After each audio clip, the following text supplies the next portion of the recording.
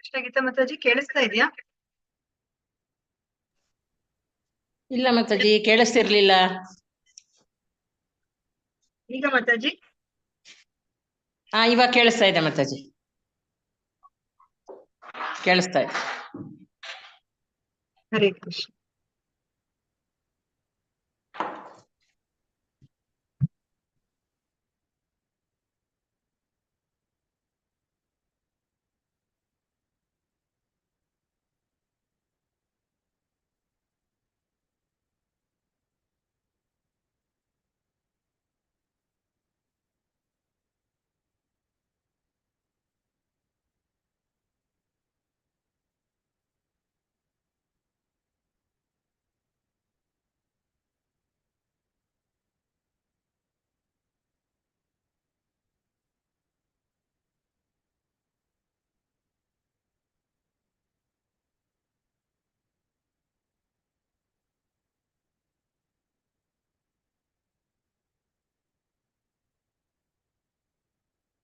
ಹರೇ ಕೃಷ್ಣ. ಎಲ್ಲರಿಗೂ ಈ ಕಾರ್ಯಕ್ರಮಕ್ಕೆ ಸ್ವಾಗತವನ್ನ ಕೋರ್ತಾ ಇದ್ದೀನಿ.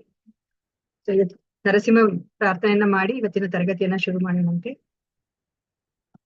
ನಾಮಸ್ತೆ ನರಸಿಂಹಾಯ, ನಾಮಸ್ತೆ ನರಸಿಂಹಾಯ, ಪ್ರಹ್ಲಾದದಾಯಿನೇ, ಪ್ರಹ್ಲಾದದಾಯಿನೇ. ಹಿರಣ್ಯಕಾಶಿಪೋರ್ವಕ್ಷಃ, ಹಿರಣ್ಯಕಾಶಿಪೋರ್ವಕ್ಷಃ, शीलटङ्कानखालाये, शीलटङ्कानखालाये. इतो नरसिंहा परतो नरसिंहा, इतो नरसिंहा परतो नरसिंहा, यतो यतो यामि ततो नरसिंहा, यतो यतो यामि ततो नरसिंहा. बहिर्नरसिंहा हृदये नरसिंहा, बहिर्नरसिंहा हृदये नरसिंहा. नरसिंहमादिं शरणं प्रपद्ये, नरसिंहमादिं शरणं प्रपद्ये. तव करकमलवरे नाखा अद्भुत शृंगा, दलिता हिरण्यकशिपु तनुभृंगा, केशवधृता नरहरि रूपा. जय जगदीश हरे, जय जगदीश हरे, जय जगदीश हरे. जय नरसिंहदेव, जय नरसिंहदेव, नरसिंहदेव जय नरसिंहदेव. जय प्रहलाद महाराज, जय प्रहलाद महाराज, प्रहलाद महाराज जय प्रहलाद महाराज. जयो जयो प्रभुपाद, प्रभुपाद, प्रभुपाद, जय श्रील प्रभुपाद. गौर प्रेमानंदे हरि हरि बोल. शिल प्रपात की जय, गौर पिताय की जय, नरसिंह स्तुति की जय, प्रहलाद महाराज की जय, समवेत भक्तवृंद की जय. हरे कृष्ण, ಹರೇ ಕೃಷ್ಣ. ಮಾತಾಜಿಗಳ ಪ್ರಭುಜಿಗಳು ಎಲ್ಲರಿಗೂ ಈ ಕಾರ್ಯಕ್ರಮಕ್ಕೆ ಸ್ವಾಗತವನ್ನ ಕೋರ್ತಾ ಇದ್ದೀನಿ. ಇವತ್ತಿನ ತರಗತಿಯನ್ನ ಶುರು ಮಾಡ್ತಾ ಇದ್ದೀನಿ. ಓಂ ನಮೋ ಭಗವತೆ ವಾಸುದೇವಾಯ, ಓಂ ನಮೋ ಭಗವತೆ ವಾಸುದೇವಾಯ, ಓಂ ನಮೋ ಭಗವತೆ ವಾಸುದೇವಾಯ.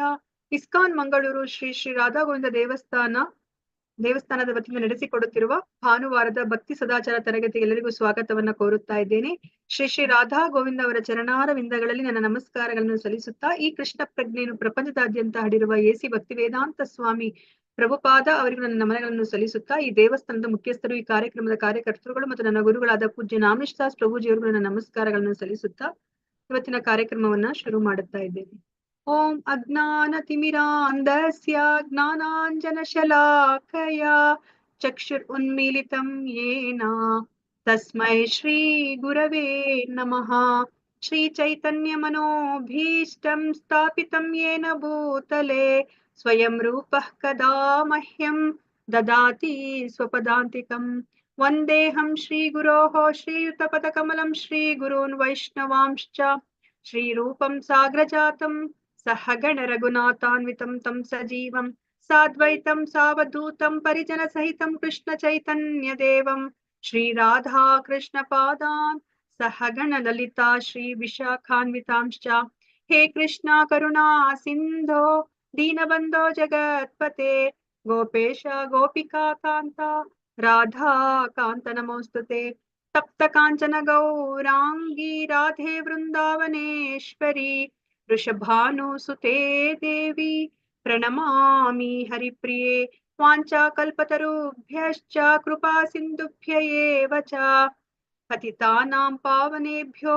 वैष्णवेभ्यो नमो नमः नमो ॐ विष्णुपदाय कृष्णपृष्ठाय भूतले श्रीमते भक्तिवेदान्त स्वामिन् इति नामिने नमस्ते सरस्वते देवे गौरवाणी प्रचारिणे निर्विशेषा शून्यवादी पाश्चात्य देशतारिणे जय श्री कृष्ण चैतन्य प्रभु नित्यानंदा श्री अद्वैता गदाधर श्रीवासादि गौर भक्त वृंदा हरे कृष्णा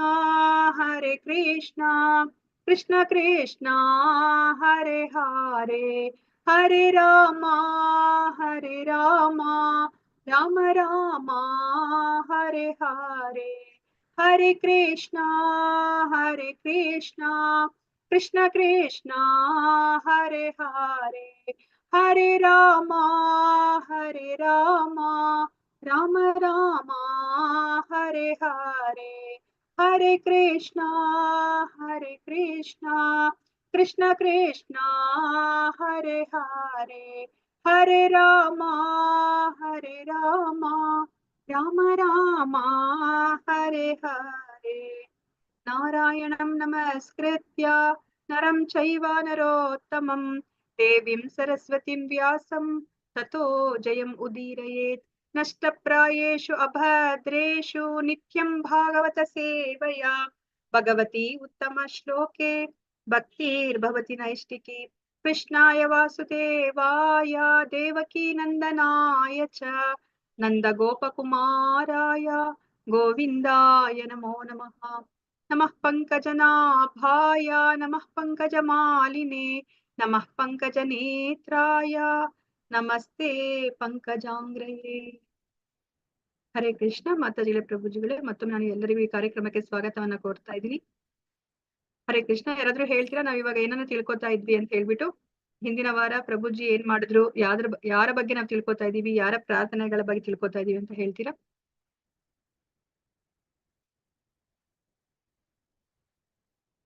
ಹರೇ ಕೃಷ್ಣ.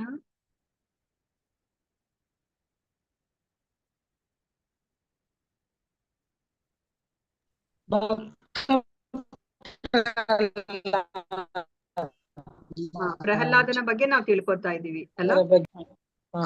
ಅವನ್ಗೆಲ್ಲಾ ಐಶ್ವರ್ಯ ಎಲ್ಲಾ ಇದ್ರೂನು ಕೂಡ ಅವನು ದೇವೋತ್ತಮ ಪರಮ ಪುರುಷನನ್ನ ಒಪ್ಸಕ್ಕೆ ಅವನಿಗೆ ಆಗ್ಲೇ ಇಲ್ಲ ಅಂತ. ಅವನ್ ಭಕ್ತಿ ಸೇವೆಯನ್ನು ಮಾತ್ರ ಮಾಡ್ಬೋದು. ಓಕೆ, ಹಾ, ಧನ್ಯವಾದ ಮಾತಾಜಿ. ಹರೇ ಕೃಷ್ಣ.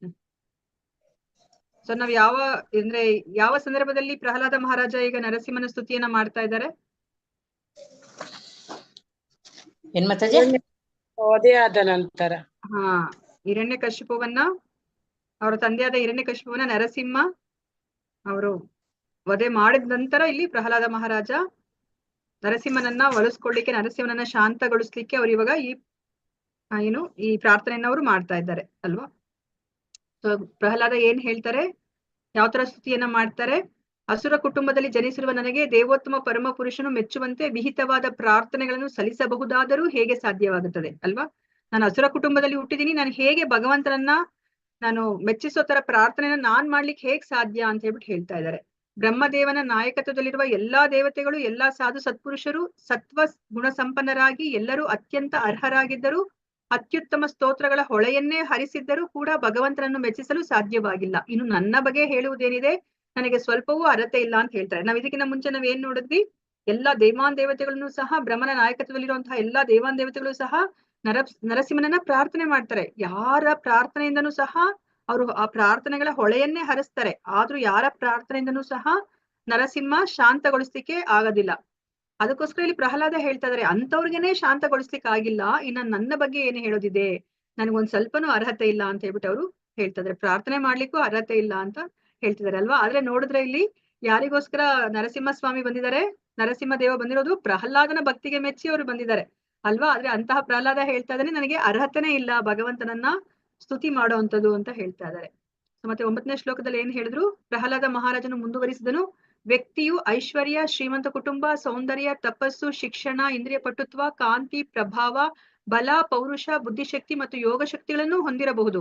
ಈ ಎಲ್ಲ ಅರ್ಹತೆಗಳಿದ್ದರೂ ದೇವೋತ್ತಮ ಪರಮಪುರುಷನನ್ನ ಮೆಚ್ಚಿಸಲು ಅವನಿಗೆ ಸಾಧ್ಯವಾಗದೆ ಹೋಗಬಹುದು. ನಾವೇನ್ ಯೋಚನೆ ಮಾಡ್ತೀವಿ, ಒಬ್ಬ ಮನುಷ್ಯನಿಗೆ ಈ ಭೌತಿಕ ಪ್ರಪಂಚದಲ್ಲಿ ಹಣ, ಅಂತಸ್ತು, ಐಶ್ವರ್ಯ, ಅಧಿಕಾರ, ಸೌಂದರ್ಯ ಇದೆಲ್ಲ ಇದ್ರೆ ಅವನು ಪ್ರಭಾವಶಾಲಿ, ಅವನು ಏನನ್ನ ಬೇಕಾದ್ರೂ ಮಾಡ್ಬೋದು ಅಂತ ನಾವ್ ಅನ್ಕೊಂಡಿದೀವಿ ಅಲ್ವಾ. ಆದ್ರೆ ನೋಡಿ ಇಲ್ಲಿ ಏನ್ ಹೇಳ್ತಾರೆ ಪ್ರಹ್ಲಾದ ಮಹಾರಾಜ, ಏನೇ ಇದ್ರೂನು ಸಹ ನಾವೇನು ತುಂಬಾ ನಾವು ಹೆಚ್ಚು ಮಹತ್ವವನ್ನ ಕೊಡ್ತೀವಿ, ಆ ಎಲ್ಲ ವಿಷಯಗಳು ಒಬ್ಬ ವ್ಯಕ್ತಿಗಿದ್ರೂನು ಸಹ ಅವರು ದೇವೋತ್ತಮ ಪರಮ ಪುರುಷನ ಮೆಚ್ಚಿಸ್ಲಿಕ್ಕೆ ಸಾಧ್ಯವಾಗದಲೇ ಇರಬಹುದು.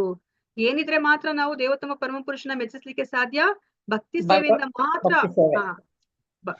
ಭಕ್ತಿ ಸೇವೆಯಿಂದ ಮಾತ್ರ ನಾವು ಭಗವಂತನನ್ನ ಮೆಚ್ಚಿಸ್ಬೋದು ಅಂತ ಹೇಳ್ಬಿಟ್ಟು ಅವರು ಎಕ್ಸಾಂಪಲ್ ಅನ್ನು ಸಹ ಕೊಡ್ತಾ ಇದ್ದಾರೆ. ಗಜೇಂದ್ರ ಅವನೊಬ್ಬ ಮನುಷ್ಯನೂ ಅಲ್ಲ, ಒಂದು ಪ್ರಾಣಿ, ಆನೆ ಅಲ್ವಾ. ಅವನಿಗೆ ಭಗವಂತ ಮೆಚ್ಕೋತಾರೆ. ಯಾಕೆ ಅಂತಂದ್ರೆ ಗಜೇಂದ್ರ ಅವರು ಭಕ್ತಿ ಸೇವೆಯಿಂದ ಭಗವಂತನನ್ನ ಅವರು ಪ್ರಾರ್ಥನೆ ಮಾಡ್ತಾರೆ, ಅಂದ್ರೆ ಭಕ್ತಿ ಸೇವೆ ಮಾಡ್ತಾರೆ. ಸೊ ಅದಕ್ಕೋಸ್ಕರ ಭಗವಂತ ಅವರಿಗೆ ಮೆಚ್ಚಿ ಅವರಿಗೆ ಪ್ರಸನ್ನನಾಗ್ತಾರೆ ಅಂತ ಹೇಳ್ಬಿಟ್ಟು ಇಲ್ಲಿ ಪ್ರಹ್ಲಾದ ಮಹಾರಾಜ ಹೇಳ್ತಾ ಇದ್ದಾರೆ. ಬ್ರಾಹ್ಮಣನೊಬ್ಬನು ಸನ್ ಸುಜಾತ ಎಂಬ ಕೃತಿಯಲ್ಲಿ ನಿರೂಪಿಸಿರುವಂತೆ ಎಲ್ಲ 12 ಬ್ರಾಹ್ಮಣ್ಯ ಅರ್ಹತೆಗಳನ್ನ ಪಡೆದಿದ್ದು ಭಕ್ತನಾಗಿರದಿದ್ದರೆ, ಭಗವಂತನ ಚರಣ ಕಮಲಗಳ ಬಗೆಗೆ ವಿಮುಖನಾಗಿದ್ದರೆ ಅವನು ತನ್ನ ಮನಸ್ಸು, ಮಾತು, ಕಾರ್ಯ, ಐಶ್ವರ್ಯ, ಜೀವ ಸಮಸ್ತವನ್ನು ಪರಮಪ್ರಭುವಿಗೆ ಅರ್ಪಿಸಿದ ಶ್ವಪಚನಿಗಿಂತಲೂ ಖಂಡಿತವಾಗಿಯೂ ಕೆಳಮಟ್ಟದವನಾಗುತ್ತಾನೆ ಅಂತ ಹೇಳ್ತಾರೆ. ನೋಡಿ, ಇವಾಗ ಬ್ರಾಹ್ಮಣನಾಗಿ ಹುಟ್ಟಿದ ಮಾತ್ರಕ್ಕೆ ಅವರು ಆಧ್ಯಾತ್ಮಿಕ ಮಾರ್ಗದಲ್ಲಿ ಮುನ್ನಡೆದಿದ್ದಾರೆ, ಮತ್ತೆ ಅವರು ಭಗವಂತನನ್ನ ತುಂಬಾ ಸುಲಭವಾಗಿ ಮೆಚ್ಚಿಸ್ಕೋಬಹುದು ಅಂತ ನಾವೇನಾದ್ರೂ ಯೋಚನೆ ಮಾಡಿದ್ರೆ ಅದನ್ನ ತಪ್ಪು ಅಂತ ಹೇಳ್ತಾ ಇದ್ದಾರೆ ಅಲ್ವಾ. ಅವ್ರಿಗೆ ಆ ಬ್ರಾಹ್ಮಣ ಕುಟುಂಬದಲ್ಲಿ ಹುಟ್ಟಿದ್ರು ಆ ಬ್ರಾಹ್ಮಣನಿಗೆ ಇರ್ಬೇಕಾಗಿರುವಂತಹ ಅರ್ಹತೆಗಳು ಅವ್ರಿಗೆ ಇಲ್ಲ ಅಂತಂದ್ರೆ ಅವರು ಆ ಚಂಡಾಲನಿಗಿಂತ ಅವರು ಕೆಳಮಟ್ಟದವನಾಗಿರ್ತಾನೆ ಅಂತ ಹೇಳ್ಬಿಟ್ಟು ಇಲ್ಲಿ ಹೇಳ್ತಾ ಇದ್ದಾರೆ.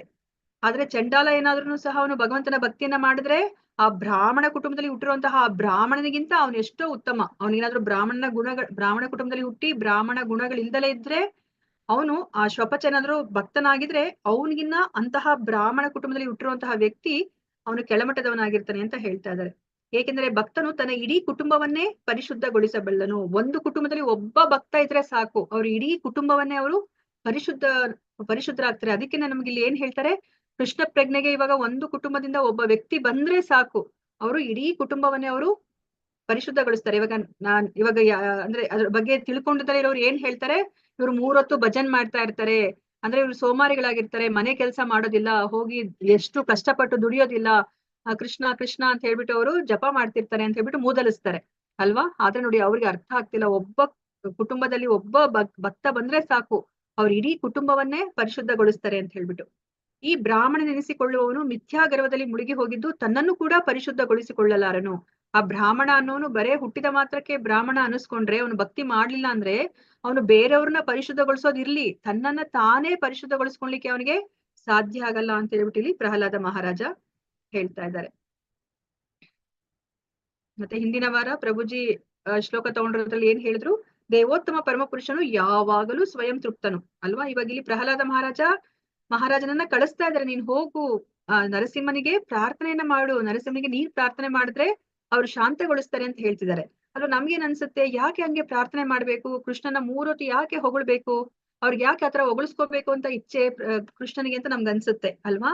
ಅದಕ್ಕೆ ನೋಡಿ ಇಲ್ಲಿ ಪ್ರಹ್ಲಾದ ಅವ್ರು ಹೇಳ್ತಾ ಇದ್ದಾರೆ, ದೇವೋತ್ತಮ ಪರಮಪುರುಷ ಯಾವಾಗ್ಲೂ ಸ್ವಯಂ ತೃಪ್ತನು, ಅವನು ಯಾವಾಗ್ಲೂ ಸ್ವಯಂ ತೃಪ್ತನಾಗಿದ್ದಾನೆ, ಅವನಿಗೆ ನಾವೇನೋ ಹೋಗಿ ಹೊಗಳ್ಬೇಕು ಅಂತ ಹೇಳ್ಬಿಟ್ಟು ಇಲ್ಲ.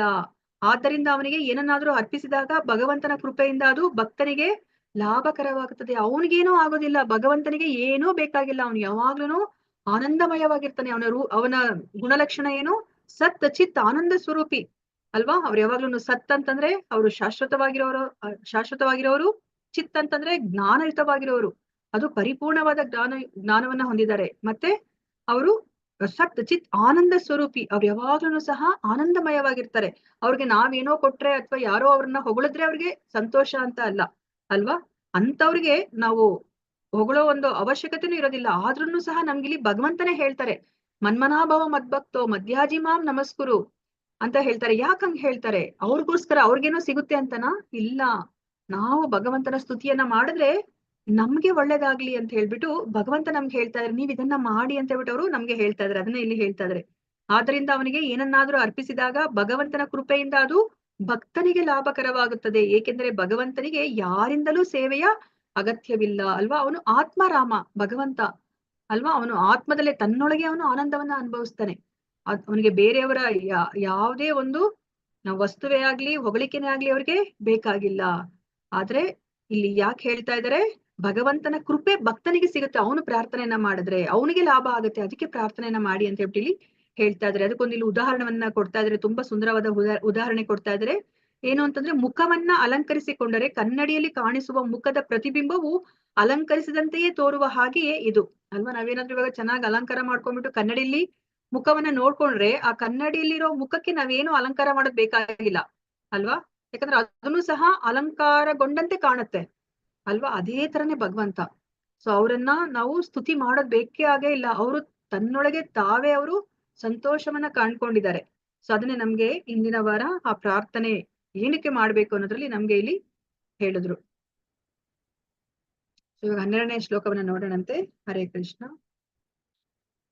ತಸ್ಮಾದಹಂ ವಿಗತ ವಿಕ್ಲವ ಈಶ್ವರಸ್ಯ ಸರ್ವಾತ್ಮನಾಮಹಿ ಗೃಣಾಮಿ ಯಥಾ ಮನೀಶಂ ನೀಚೋ ಅಜಯಾ ಗುಣ ವಿಸರ್ಗ ಮನೋ ಪ್ರವಿಷ್ಟಃ ಹೂಯೇತ ಯೇನಾಹಿ ಪುಮಾನನು ವರ್ಣಿತೇನ.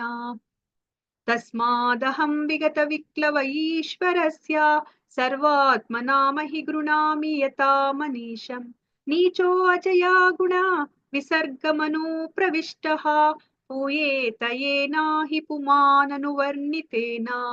ತಸ್ಮಾದಹಂ ವಿಗತ ವಿಕ್ಲವ ಈಶ್ವರಸ್ಯ ಸರ್ವಾತ್ಮನಾಮಹಿ ಗೃಣಾಮಿ ಯಥಾ ಮನೀಶಂ ನೀಚೋ ಅಜಯಾ ಗುಣ ವಿಸರ್ಗ ಮನೋ ಪ್ರವಿಷ್ಟಃ ಹೂಯೇತ ಯೇನಾಹಿ ಪುಮಾನನು ವರ್ಣಿತೇನ. ಹರೇ ಕೃಷ್ಣ. ನಾನೊಂದ್ ಲೈನ್ ಹೇಳಿದ್ಮೇಲೆ ನೀವು ಅದನ್ನ ರಿಪೀಟ್ ಮಾಡಿ. ಹರೇ ಕೃಷ್ಣ.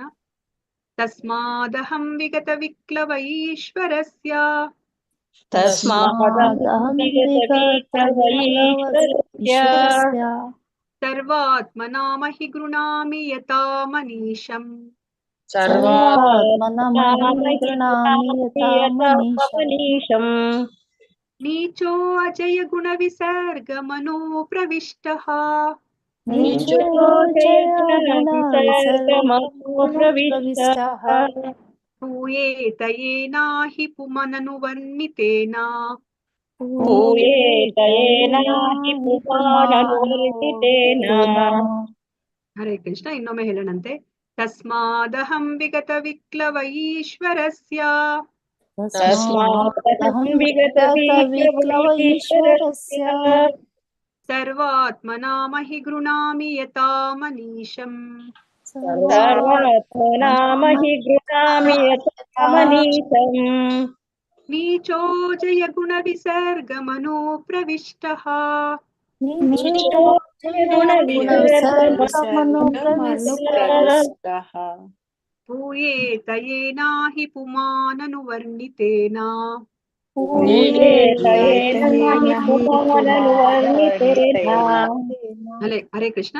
ಯಾರಾದ್ರೂ ಒಬ್ರು ಓದಿ ಮಾತಾಜಿಗಳ ಪ್ರಭುಗಳೇ. ಶ್ಲೋಕ 12 ಓದ್ಲಾ ಮಾತಾಜಿ? ಓದಿ Mataji.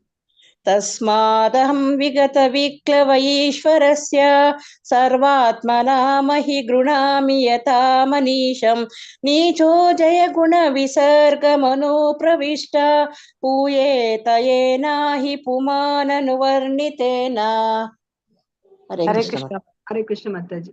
Word to word meaning ಓದಿ ಮಾತಾಜಿ. ಯಾರು ಮಾತಾಜಿ? ಅಂಕಿತಾ ಮಾತಾಜಿ ನೀವೇ ಓದ್ಬಿಡಿ ಇದನ್ನ, ಆಮೇಲೆ ನೆಕ್ಸ್ಟ್ ಮಾತಾಜಿ. ತಸ್ಮಾತ್ ಆದ್ದರಿಂದ ಅಹಂ ನಾನು ವಿಗತ ವಿಕ್ಲವ ನಾನು ಯೋಗ್ಯನಲ್ಲವೆಂಬ ಆಲೋಚನೆಯನ್ನು ಬಿಟ್ಟು ಈಶ್ವರಸ್ಯ ದೇವೋತ್ತಮ ಪರಮಪುರುಷನ ಸರ್ವ ಆತ್ಮನ ಪೂರ್ಣ ಶರಣಾಗಿ ಮಹಿಮೆಯನ್ನು ಗೃಣಾಮಿ ನಾನು ಜಪಿಸುವೆನು ಅಥವಾ ವರ್ಣಿಸುವೆನು. ಯಥಾ ಮನೀಷಂ ನನ್ನ ಮನಸ್ಸಿಗೆ ತೋರಿದ ಮಟ್ಟಿಗೆ ನೀಚ ವಂಶದವನಾದರೂ ನನ್ನ ತಂದೆ ಸಗುಣಗಳಿಂದ ದೂರನಾದ ದೈತ್ಯನಾದ್ದರಿಂದ ಅಜಯ ಅಜ್ಞಾನದಿಂದ ಗುಣ ವಿಸರ್ಗಂ ಲೌಕಿಕ ಜಗತ್ತನ್ನು ಜೀವಿಯು ಪ್ರಕೃತಿ ಗುಣಗಳ ಸಂಪರ್ಕದಿಂದ ಕಲುಷಿತನಾಗಿ ಅದರಂತೆ ಜನ್ಮವೆತ್ತುವ ಅಲ್ಲಿ ಪ್ರವೇಶಿಸಿ ಪೂಯೇತ ಬಹುಶಃ ಪವಿತ್ರಗೊಳಿಸಬಹುದು. ಯಾವುದರಿಂದ ಭಗವಂತನ ಮಹಿಮೆ ಈ ದಿಟವಾಗಿ ಪುಮಾನ್ ಪುರುಷನು ಅನುವರ್ಣಿತೇನ ಸಂಕೀರ್ತಿಸಲ್ಪಟ್ಟ. ಹರೇ ಕೃಷ್ಣ ಗೀತಾ ಮಾತಾಜಿ. ಹರೇ ಕೃಷ್ಣ. ಧನ್ಯವಾದ ಮಾತಾಜಿ. ಒಂದೇ ಒಂದ್ ನಿಮಿಷ ನಾನು ನಿಮ್ಗೊಂದು ಪ್ರಶ್ನೆ ಕೇಳ್ತೀನಿ, ಅದಾದ್ಮೇಲೆ ಇದು ಓದೋಣಂತೆ, ಅವಾಗ ಅರ್ಥ ಆಗತ್ತೆ. ಸೊ ಇವಾಗ ಅಕಸ್ಮಾತ್ ನೀವೇನಾದ್ರೂ ಇವಾಗ MBBS ಓದ್ಬೇಕು ಅಂತಂದ್ರೆ ನಿಮ್ಗೆ ಆಗತ್ತಾ ಓದ್ಲಿಕ್ಕೆ? ಇಲ್ಲ ಮಾತಾಜಿ. ಗೀತಾ ಮಾತಾಜಿ ಓದಕ್ ಆಗಲ್ವಾ? ಯಾಕಾಗಲ್ಲ? ಅಷ್ಟು ನಮ್ಗೆ ಫೌಂಡೇಶನ್ ಸರಿಗಿರ್ಬೇಕಲ್ಲ ಮಾತಾಜಿ, ಅದಕ್ಕೆ ಸಂಬಂಧಪಟ್ಟಂಗೆ ಓದ್ಕೊಂಡು ಹೋಗ್ಬೇಕು. ಅದೆಲ್ಲ ಮಾಡೋಣಂತೆ. ಆಗತ್ತಾ ನಿಮ್ಗೆ ಇವಾಗ ಓದ್ಲಿಕ್ಕೆ? ಇಲ್ಲ, ಮೆಮೊರಿ ಇಲ್ಲ, ಏಜು ಎಲ್ಲ ಆಗೋಯ್ತು ಮಾತಾಜಿ. ಓಕೆ. ಮತ್ತೆ ಇವಾಗ ನೀವು ಭಕ್ತಿಗೆ ಬಂದ್ಬಿಟ್ಟಿದ್ರೆ, ಈಗ ನೀವು ಭಕ್ತಿ ಶಾಸ್ತ್ರನ ಮಾಡ್ತಾ ಇದ್ದೀರಾ, ಅದ್ ಹೇಗ್ ಸಾಧ್ಯ ಆಯ್ತು? ಕೃಷ್ಣ ಕರ್ಕೊಂಡ್ ಬರ್ತಿರೋದು ಮಾತಾಜಿ, ಬರ್ಬೇಕು ಅಂತ ಆಸೆ ಇತ್ತು, ಅವನ್ ಮುಂದೆ ಕರ್ಕೊಂಡ್ ಹೋಗ್ತಿರೋದು. ಓಕೆ. ಅಂದ್ರೆ ಏನ್ ಅರ್ಥ ಆಯ್ತು? ಅಲ್ಲ, ಬಂದ್ಮೇಲೆ ಒಂಥರ ಆಧ್ಯಾತ್ಮಿಕ ನಮಗೆ ಅದ್ರ ಗೊತ್ತಿರ್ಲಿಲ್ಲ, ಬರೀ ನಾವು ಮೆಟೀರಿಯಲ್ ಈ ಫೀಲ್ಡ್ ಅಲ್ಲೇ ಇರ್ತಿದ್ವಿ. ಇಲ್ಲಿಗೆ ಬಂದ್ಮೇಲೆ ಅವೆಲ್ಲ ಶಾಶ್ವತ ಅಲ್ಲ ಅನ್ನೋದು ಗೊತ್ತಾಯ್ತು. ಇಲ್ಲಿ ಭಕ್ತಿ ಸೇವೆ ಮಾಡ್ಬೇಕು ಅನ್ನೋದು ಒಂದ್ ಸ್ವಲ್ಪ ಬರ್ತು ತಲೆಗೆ. ಮತ್ತೆ ನಾವು ಫಿಸಿಕಲಿ ಮೆಂಟಲಿ ಒಂದ್ ಸ್ವಲ್ಪ ಮುಂದೆ ಹೋಗ್ಬೇಕು ಅನ್ನೋ ಮನಸ್ಸು ಬಂದಿದೆ, ಕೃಷ್ಣ ಕೊಟ್ಟಿದ್ದಾನೆ ಮಾತಾಜಿ. ಇವಾಗ ಅನ್ನಿಸ್ಲಿಲ್ವಾ ನಿಮ್ಗೆ, ಅಯ್ಯೋ ನನ್ಗೆ ಏಜ್ ಆಗ್ಬಿಟ್ಟಿದೆ, ನನ್ ಮೆಮೊರಿ ಇಲ್ಲ, ತುಂಬಾ ಇಷ್ಟು ವರ್ಷ ವೇಸ್ಟ್ ಮಾಡ್ಕೊಂಡ್ವಿ ಅಂತ ಅನ್ಸುತ್ತೆ. ಆದ್ರೂ ಸಹ ನಿಮ್ಗೆ ಮಾಡ್ಲಿಕ್ಕೆ ಆಗ್ತಾ ಇದೆ? ಸ್ವಲ್ಪ ಕಷ್ಟ ಪಡ್ಬೇಕು, ಯಾಕೆಂದ್ರೆ ನಮ್ಗೆಲ್ಲ ಮೆಮೊರಿ ಇದು ಎಲ್ಲ ಕಮ್ಮಿ ಅಲ್ಲ ಮಾತಾಜಿ, ಸ್ವಲ್ಪ ಕಷ್ಟ ಪಡ್ಬೇಕು, ಆಗ್ತಾ ಇದೆ, ಮತ್ತೆ ಇಷ್ಟ ಇದೆ. ಓಕೆ, ಧನ್ಯವಾದಗಳು ಮಾತಾಜಿ. ನೋಡೋಣ ಇವಾಗ ಈ ಶ್ಲೋಕದ ಅರ್ಥ ಏನು ಅಂತ ಹೇಳ್ಬಿಟ್ಟು ಅನುವಾದ ಓದೋಣಂತೆ. ಮಾತಾಜಿ ಇನ್ನೊಬ್ರು ಯಾರು ಮಾತಾಜಿ ಓದ್ತೀನಿ ಅಂದ್ರಲ್ಲ, ಹರೇ ಕೃಷ್ಣ ಮಾತಾಜಿ ಓದಿ. ಹರೇ ಕೃಷ್ಣ. ಹರೇ ಕೃಷ್ಣ ಮಾತಾಜಿ.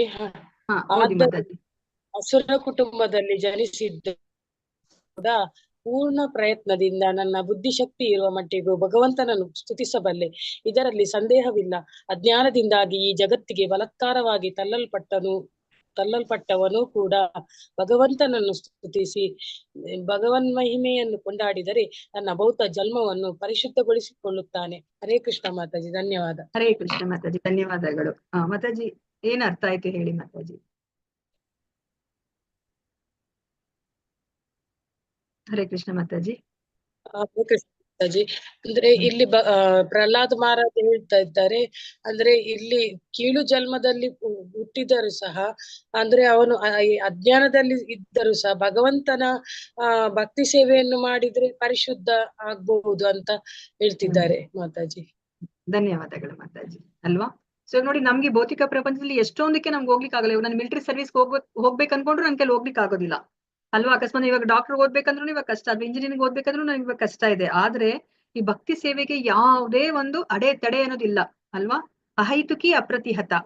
ನಾನಿವಾಗ ಭಕ್ತಿ ಸೇವೆಗೆ ಬರ್ಬೇಕಂತ ನಾನು ಇಚ್ಛೆ ಪಟ್ರೆ ಆಯ್ತು. ನಾನು ಇವಾಗ ಯಾವುದೇ ಒಂದು ಸ್ಥಿತಿಯಲ್ಲಿ ಇರ್ಲಿ ಅಲ್ವಾ, ಸ್ಥಾನೇ ಸ್ಥಿತಿಗತ ಅಂತ ಹೇಳ್ಬಿಟ್ಟು ಒಂದು ಶ್ಲೋಕ ಬರುತ್ತಲ್ಲ, ಆತರ ನನ್ ಯಾವುದೇ ಒಂದು ಸ್ಥಾನದಲ್ಲಿ ಇರ್ಲಿ, ಅಲ್ಲಿಂದನೇ ನಾವು ಶುರು ಮಾಡ್ಬೋದು ಅಲ್ವಾ? ಸೊ ನಮ್ಗೆ ಅನ್ನಿಸ್ಬೋದು, ಬೇಜಾರಾಗ್ಬೋದು, ಅಯ್ಯೋ ಮೊದ್ಲೇ ಬಂದಿದ್ರೆ ಚೆನ್ನಾಗಿರ್ತಿತ್ತು ಅಂತ ಅನ್ನಿಸ್ಬೋದೇ ಹೊರ್ತು ಅದು ನಮ್ಗೆ ಯಾವುದೇ ಒಂದು ಅಡೆತಡೆಯನ್ನ ಕೊಡೋದಿಲ್ಲ. ನಾನ್ ಭಕ್ತಿ ಮಾಡ್ಬೇಕು ಅಂದ್ರೆ ಅದು ಮಾಡ್ಲಿಕ್ಕೆ ಸಾಧ್ಯ ಆಗತ್ತೆ ಅಲ್ವಾ? ಭಕ್ತಿ ಮಾರ್ಗ ಒಂದೇ ಆತರ ಇರೋದು ಅಲ್ವಾ? ಇವ್ರು ಕಪ್ಪಗಿದ್ದಾರೆ, ಬೆಳ್ಳಗಿದ್ದಾರೆ, ಕುಳ್ಳಿಗಿದ್ದಾರೆ, ದಪ್ಪಗಿದ್ದಾರೆ, ಬಡತನದಲ್ಲಿ ಹುಟ್ಟಿದ್ದಾರೆ, ಶ್ರೀಮಂತರು, ಆತರ ಯಾವುದೇ ಒಂದು ಭೇದ ಭಾವ ಇಲ್ಲ ಅಲ್ವಾ? ಅವ್ರು ಭಾರತದಲ್ಲಿ ಹುಟ್ಟಿದ್ದಾರೆ ಅಥವಾ ಫಾರಿನ್ ಕಂಟ್ರಿಲಿ ಹುಟ್ಟಿದ್ದಾರೆ, ಏನೇ ಒಂದು ಭೇದ ಭಾವ ಇಲ್ಲ. ಯಾರೇ ಬೇಕಾದ್ರೂ ಈ ಭಕ್ತಿ ಮಾರ್ಗಕ್ಕೆ ಬರ್ಬೋದು. ಭಕ್ತಿ ಮಾರ್ಗಕ್ಕೆ ಬಂದಾಗ ಏನಾಗುತ್ತೆ, ಆ ವ್ಯಕ್ತಿ ಪರಿಶುದ್ಧಗೊಳ್ತಾನೆ ಅಲ್ವಾ? ಅವ್ನು ಹೇಗಾದ್ರೂ ಇಲ್ಲಿ ಅವ್ನ ಹಿಂದಿನ ಒಂದು ಸ್ಥಾನ ಮಾನ ಹೇಗೆ ಇದ್ರೂ ಸಹ ಅವನು ಭಕ್ತಿಗೆ ಬಂದ ತಕ್ಷಣನೇ ಅವನು ಪರಿಶುದ್ಧನಾಗ್ತಾನೆ. ಅದಕ್ಕೇನೆ ಇಲ್ಲಿ ಪ್ರಹ್ಲಾದ ಮಹಾರಾಜ ಹೇಳ್ತಿದ್ದಾನೆ, ಅವನು ಅಸುರ ಕುಟುಂಬದಲ್ಲಿ ಹುಟ್ಟಿದಾನೆ, ಅವನು ಬ್ರಾಹ್ಮಣ ಕುಟುಂಬದಲ್ಲಿ ಹುಟ್ಟಿಲ್ಲ ಅಲ್ವಾ? ಅವನಿವಾಗ ಪ್ರಯತ್ನ ಪಟ್ರೆ ನೋಡಿ, ನಾನು ಪ್ರಯತ್ನ ಪಡ್ತೀನಿ, ನಾನು ಭಗವಂತನನ್ನ ಸ್ತುತಿ ಮಾಡ್ಲಿಕ್ಕೆ ನಾನು ಪೂರ್ಣವಾದ ಪ್ರಯತ್ನವನ್ನ ಪಡ್ತೀನಿ ಅಂತ. ಇವಾಗ ನಾವೂನು ಅಷ್ಟೇನೆ, ನಾವಿವಾಗ ಪೂರ್ಣ ಪ್ರಯತ್ನವನ್ನ ನಾವು ಪಡ್ಬೇಕಾಗತ್ತೆ. ಇವಾಗ ನಾನು ಬೇರೆ ಯಾರಿಗೂ ಕಂಪೇರ್ ಮಾಡ್ಕೊಳ್ಲಿಕ್ಕೆ ಆಗೋದಿಲ್ಲ ಅಲ್ವಾ? ಅಯ್ಯೋ ಅವ್ರು ಎಷ್ಟು ಚೆನ್ನಾಗಿ ಶ್ಲೋಕ ಹೇಳ್ತಾರೆ, ಅಥವಾ ಅವ್ರು ಎಷ್ಟು ಚೆನ್ನಾಗಿ ಎಲ್ಲ ಜ್ಞಾಪಕದಲ್ಲಿ ಇಟ್ಕೊಂಡು ಬುಕ್ಕಲ್ಲಿ ಹೇಗಿದೆಯೋ ಹಾಗೇನೆ ಅವರು ಅದನ್ನ ಹೇಳ್ತಾರೆ ಅಂತ ಹೇಳ್ಬಿಟ್ಟು ನಾನು ಅವ್ರಿಗೆ ಕಂಪೇರ್ ಮಾಡ್ಕೊಳ್ಲಿಕ್ಕೆ ಆಗೋದಿಲ್ಲ ಅಲ್ವಾ. ನನಗೆ ಭಗವಂತ ಏನ್ ಶಕ್ತಿಯನ್ನ ಕೊಟ್ಟಿದ್ದಾನೆ, ನಾನು ನನ್ನ ಕಡೆಯಿಂದ 100% ಪ್ರಯತ್ನವನ್ನ ಪಡ್ಬೇಕು ಅಲ್ವಾ. ಆಗ ಭಗವಂತ ನಮ್ಗೆ ಹೊಲಿತಾನೆ. ನಮ್ ಕೈಲಿ ಏನಾಗುತ್ತೆ, ನಮ್ಗಿರುವಂತ ಒಂದು ಸ್ಥಿತಿ ಸ್ಥಾನ ಮಾನದಲ್ಲಿ 100% ನಾವು ಎಫರ್ಟ್ ಅನ್ನ ಹಾಕಿದಾಗ ಭಗವಂತ ನಮ್ಗೆ ಒಲಿತಾನೆ. ಅದನ್ನ ಇಲ್ಲಿ ಪ್ರಹ್ಲಾದ ಮಹಾರಾಜ ಹೇಳ್ತಾ ಇದ್ದಾನೆ. ಆದ್ದರಿಂದ ನಾನು ಅಸುರ ಕುಟುಂಬದಲ್ಲಿ ಜನಿಸಿದ್ದರೂ ಕೂಡ ಪೂರ್ಣ ಪ್ರಯತ್ನದಿಂದ ನನ್ನ ಬುದ್ಧಿ ಶಕ್ತಿ ಇರುವ ಮಟ್ಟಿಗೂ ಭಗವಂತನನ್ನ ಸ್ತುತಿಸಬಲ್ಲೆ. ನೋಡಿ, ಇವಾಗ ನಮ್ಗೆ 16 ರೌಂಡ್ ಚಾಂಟ್ ಮಾಡ್ಲಿಕ್ಕೆ ಆಗುತ್ತೆ, ಆದ್ರೆ ನಾವೇನ್ ಮಾಡ್ತೀವಿ, ಪೂರ್ಣ ಪ್ರಯತ್ನ ಕೊಡೋದಿಲ್ಲ. ಏನೋ ಒಂದು ಕುಂಟು ನೆಪ, ಅಯ್ಯೋ ಇವತ್ ನನಗೇನೋ ಬೇಜಾರಾಗ್ತಿದೆ, ಅಥವಾ ಇನ್ನೇನೋ ಬೇಗ ಇದ್ದು ಎಲ್ಲೋ ಹೋಗ್ಬೇಕು, ಏನೋ ಒಂದು ನಾವ್ ಹೇಳ್ತೀವಿ ಅಲ್ವಾ, ಕುಂಟು ನೆಪ ಹಾಕ್ತಿವಿ, ನಾವು ಪೂರ್ಣ ಪ್ರಯತ್ನವನ್ನ ಮಾಡೋದಿಲ್ಲ. ಅದಕ್ಕೆ ಇಲ್ಲಿ ಹೇಳ್ತಾ ಇದಾರೆ, ನಮ್ಮ ಕಡೆಯಿಂದ ನಾವು ಪೂರ್ಣ ಪ್ರಯತ್ನವನ್ನ ನಾವು ಮಾಡ್ಬೇಕಾಗತ್ತೆ. ಸೊ ಅವಾಗ ನಾವೇನು ನಮ್ಗೆ ಈ ಭಕ್ತಿ ಮಾರ್ಗದಲ್ಲಿ ನಮ್ಗೆ ಯಶಸ್ಸನ್ನ ಪಡಿಲಿಕ್ಕೆ ಸಾಧ್ಯ ಆಗುತ್ತೆ. ನೋಡಿ, ಇದರಲ್ಲಿ ಸಂದೇಹವಿಲ್ಲ ಅಂತ ಅವ್ರು ನೋಡಿ, ಪ್ರಹ್ಲಾದ ಮಹಾರಾಜನಿಗೆ ತಮ್ಮ ಮೇಲೆ ಎಷ್ಟು ನಂಬಿಕೆ ಇದೆ. ನಾನು ನನ್ನ ಪೂರ್ಣ ಒಂದು ಪ್ರಯತ್ನವನ್ನ ನಾನು ಮಾಡ್ತೀನಿ, ಇದರಲ್ಲಿ ಸಂದೇಹನೇ ಇಲ್ಲ, ನಾನು ಭಗವಂತನನ್ನು ಸ್ತುತಿ ಮಾಡ್ಲಿಕ್ಕೆ ನಾನು ಪ್ರಯತ್ನ ಪಡ್ತೀನಿ ಅಂತ ಹೇಳ್ತಾ ಇದ್ದಾರೆ. ಅಜ್ಞಾನದಿಂದಾಗಿ ಈ ಜಗತ್ತಿಗೆ ಬಲಾತ್ಕಾರವಾಗಿ ತಳ್ಳಲ್ಪಟ್ಟವನು ಕೂಡ ಭಗವಂತನನ್ನ ಸ್ತುತಿಸಿ ಭಗವನ್ ಮಹಿಮೆಯನ್ನ ಕೊಂಡಾಡಿದರೆ ತನ್ನ ಭೌತ ಜನ್ಮವನ್ನ ಪರಿಶುದ್ಧಿಗೊಳಿಸಿಕೊಳ್ಳುತ್ತಾನೆ. ನೋಡಿ, ಇದು ಯಾರಿಗೂ ಗೊತ್ತೇ ಇಲ್ಲ. ನೋಡಿ, ಬೆಳಗ್ಗೆಯಿಂದ ರಾತ್ರಿ ತನಕ, ಇವಾಗ ಸಂಡೇನಾ ನೋಡಿ, ನಿಮ್ ಮನೆಗಳಲ್ಲಿ ಇರ್ಬೋದು, ಅಥವಾ ನಾವೇನೇ ಇದಕ್ಕಿಂತ ಮುಂಚೆ ಏನ್ ಮಾಡ್ತಿದ್ವಿ, ಬೆಳಗ್ಗೆಯಿಂದ ರಾತ್ರಿ ತನಕ ಸ್ನಾನನೂ ಮಾಡ್ತಿರ್ಲಿಲ್ಲ. ಬೇಕಾದ್ರೆ ಟಿವಿ ಮುಂದೆ ಕುತ್ಕೊಂಡು ನಾವು ಇಡೀ ಸಂಡೆನ ನಾವು ಕಳೀತಾ ಇದ್ವಿ. ಅಲ್ಲಿ ಏನ್ ಮಾಡ್ತಾರೆ, ಅಲ್ಲೂ ಸಹ ಯಾರನ್ನೋ ಸ್ತುತಿ ಮಾಡ್ತಾರೆ. ಅಲ್ಲಿ ಫಿಲಂ ಸ್ಟಾರ್ ಅನ್ನೋ ಅಥವಾ ಇನ್ಯಾವುದೋ ಒಬ್ಬ ರಾಜಕೀಯ ವ್ಯಕ್ತಿಯನ್ನ ಅಲ್ಲಿ ಸ್ತುತಿ ಮಾಡ್ತಾರೆ. ಹೋಗ್ಲಿ, ಅದನ್ನ ಕೇಳಿದ್ರೆ ನಮ್ಗೆ ಏನಾದ್ರೂ ಒಂದು ಪ್ರಯೋಜನ ಸಿಗ್ತಾ ಇತ್ತಾ? ಆ ಸಮಯಕ್ಕೆ ಏನೋ ಒಂದು ನಮ್ಗೆ ಎಂಟರ್ಟೈನ್ಮೆಂಟ್ ಇರ್ಬೋದು, ಆದ್ರೆ ಅದು ನಮ್ಗೆ ಏನೇ ಒಂದು ಲಾಭವನ್ನ ಅದು ತಂದು ಕೊಡ್ತಾ ಇರ್ಲಿಲ್ಲ ಅಲ್ವಾ. ಸಮಯನೂ ವ್ಯರ್ಥ ಆಗ್ತಿತ್ತು, ಅದರಿಂದ ನಮ್ಗೆ ನಾವೇನೂ ಗಳಿಸ್ಕೊಡ್ತಾ ಇರ್ಲಿಲ್ಲ. ಆದ್ರೆ ಇಲ್ಲಿ ಭಗವಂತನನ್ನ ಸ್ತುತಿ ಮಾಡಿದ್ರೆ ಆತರ ಅಲ್ಲ.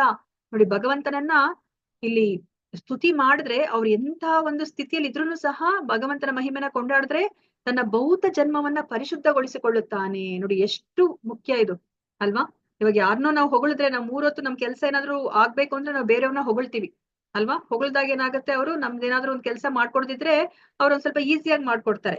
ನಾವ್ 3 ಹೊತ್ತು ಯಾರನ್ನೋ ಒಬ್ರನ್ನ ಹೊಗಳ್ತಾ ಇರ್ತೀವಿ, ಆದ್ರೆ ಅವಾಗ ಹೌದು ನಮ್ಗೆ ತಾತ್ಕಾಲಿಕವಾಗಿ ಅವರಿಂದ ಏನೋ ಒಂದ್ ಸ್ವಲ್ಪ ಸಹಾಯ ಸಿಗ್ಬಹುದು. ಆದ್ರೆ ಇಲ್ಲಿ ಭಗವಂತನನ್ನ ನಾವು ಕೊಂಡಾಡಿದ್ರೆ, ಅವನ ರೂಪ ನಾಮ ಗುಣ ಲೀಲೆಗಳನ್ನ ನಾವು ಸ್ತುತಿ ಮಾಡಿದ್ರೆ, ಅವರ ಮಹಿಮೆಯನ್ನ ಕೊಂಡಾಡಿದ್ರೆ ನಮ್ಮ ಜನ್ಮವನ್ನೇ ನಾವು ಪರಿಶುದ್ಧಗೊಳಿಸ್ಕೋಬಹುದು. ನಾವು ಮತ್ತೆ ಇಲ್ಲಿ ಅಮ್ಮನ ಹೊಟ್ಟೆಯಲ್ಲಿ ನಾವು ಇನ್ನೊಮ್ಮೆ ಹುಟ್ಟೋ ಒಂದು ಸ್ಥಿತಿನ ನಾವು ತಂದ್ಕೊಳೋದಿಲ್ಲ.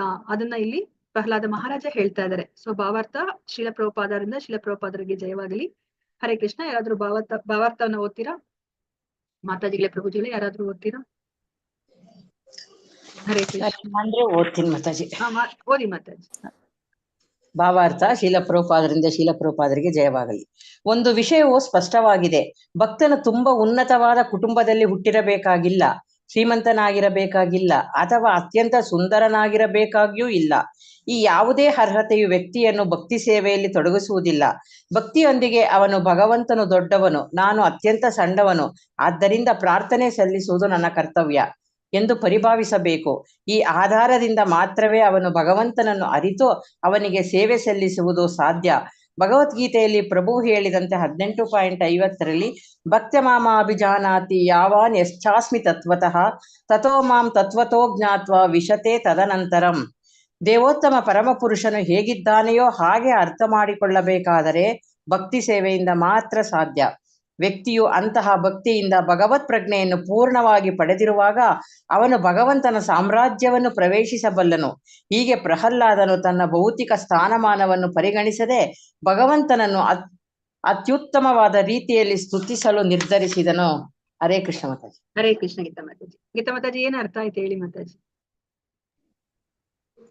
ಅದೇ ನಾವು ದೇವೋತ್ತಮ ಪರಮಪುರುಷ ನಾವು ಸೇವೆಗೆ ಹೋಗ್ಬೇಕಾದ್ರೆ ನಾವು ಶ್ರೀಮಂತ ಮತ್ತೆ ಸುಂದರ, ನಾವು ಆ ತರ ದೊಡ್ಡ ಒಳ್ಳೆ ಕುಟುಂಬದಲ್ಲಿ ಹುಟ್ಟಿರ್ಬೇಕು ಅಂತ ಅವೆಲ್ಲ ಏನಿಲ್ಲ.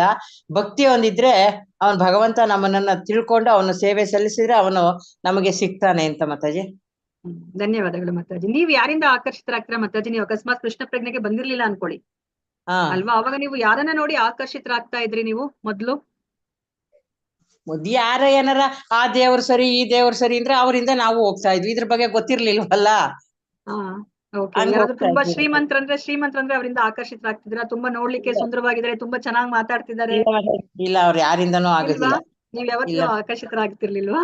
ಓಕೆ. ಇಲ್ಲ ಸೊ ಮಾತಾಜಿ. ಯೂಶಲಿ ಇವಾಗ ಈ ಸಮಾಜದಲ್ಲಿ ಯಾವ ತರ ಯಾರಾದ್ರೂ ಒಬ್ಬ ಶ್ರೀಮಂತ ವ್ಯಕ್ತಿ ಅಂದ್ರೆ ನಮ್ಗೆ ಗೊತ್ತಿಲ್ಲದೆ ನಾವು ಅವ್ರಿಗೆ ಆಕರ್ಷಿತರಾಗ್ತೀವಿ ಅಲ್ವಾ? ಇವಾಗ ಯಾರಾದ್ರೂ ಒಬ್ಬ ಏನು ಊರಿನ ಒಡೆಯ ಅಂತಂದ್ರೆ ನಮ್ಗೆ ಗೊತ್ತಿಲ್ಲದೆ ನಾವು ಅವ್ರಿಗೆ ನಮಸ್ಕಾರ ಮಾಡ್ತೀವಿ ಅಲ್ವಾ? ಇವಾಗ ಒಬ್ಬ ರಾಜಕಾರಣಿ ಬಂದ್ರು ಅಷ್ಟೇ, ನಮ್ಗೆ ಗೊತ್ತಿಲ್ಲದೆ ನಾವು ಅವ್ರಿಗೆ ನಮಸ್ಕಾರ ಮಾಡ್ತೀವಿ. ಯಾವ್ದೋ ಒಂದು ಅಧಿಕಾರದಲ್ಲಿ ಇದ್ದಾರೆ ಅಂದ್ರೆ, ಅಥವಾ ತುಂಬಾ ಸುಂದರವಾಗಿದ್ದಾರೆ ಇವಾಗ ಫಿಲಂ ಸ್ಟಾರ್ಸ್ ಅಂತಂದ್ರೆ ನಾವು ಫುಲ್ ಅಟ್ರಾಕ್ಟ್ ಆಗ್ತೀವಿ, ನೋಡ್ತಾನೆ ಇರ್ತೀವಿ ನಾವು ಅವ್ರನ್ನ ಅಲ್ವಾ?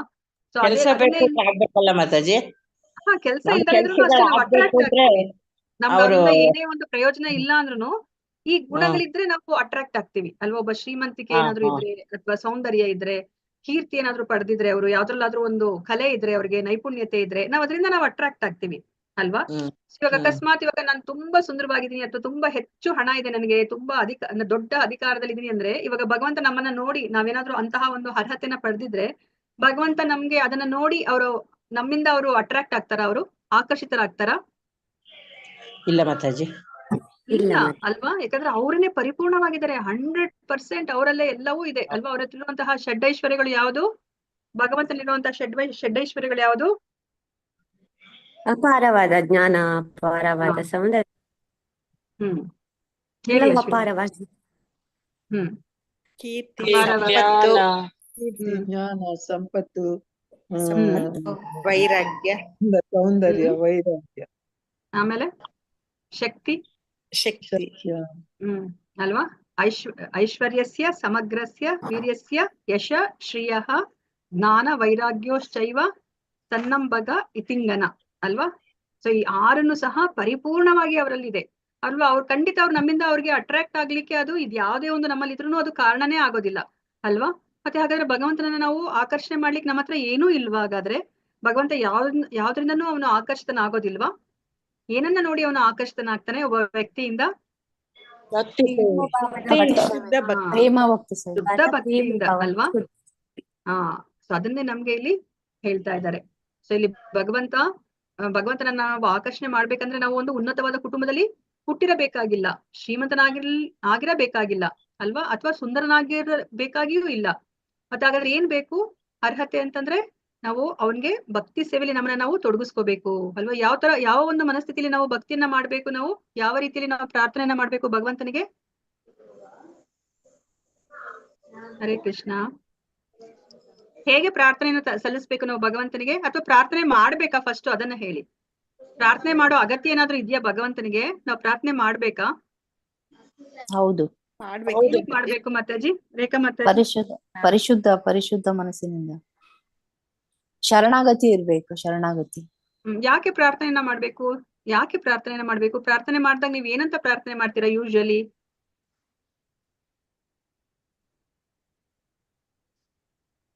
ಭಗವಂತನ ಪಾದ ಸೇವೆ ಮಾಡ್ಬೇಕು ಮಾತಾಜಿ. ಓಕೆ, ಭಗವಂತನಿಗೆ ಸೇವೆಯನ್ನ ಮಾಡ್ಬೇಕು. ಪ್ರಾರ್ಥನೆ ಮಾಡಿದಾಗ ನೀವು ಯೂಶಲಿ ಏನ್ ಪ್ರಾರ್ಥನೆ ಮಾಡ್ತೀರಾ? ಹರೇ ಕೃಷ್ಣ. ಅಶ್ವಿನಿ ಮಾತಾಜಿ.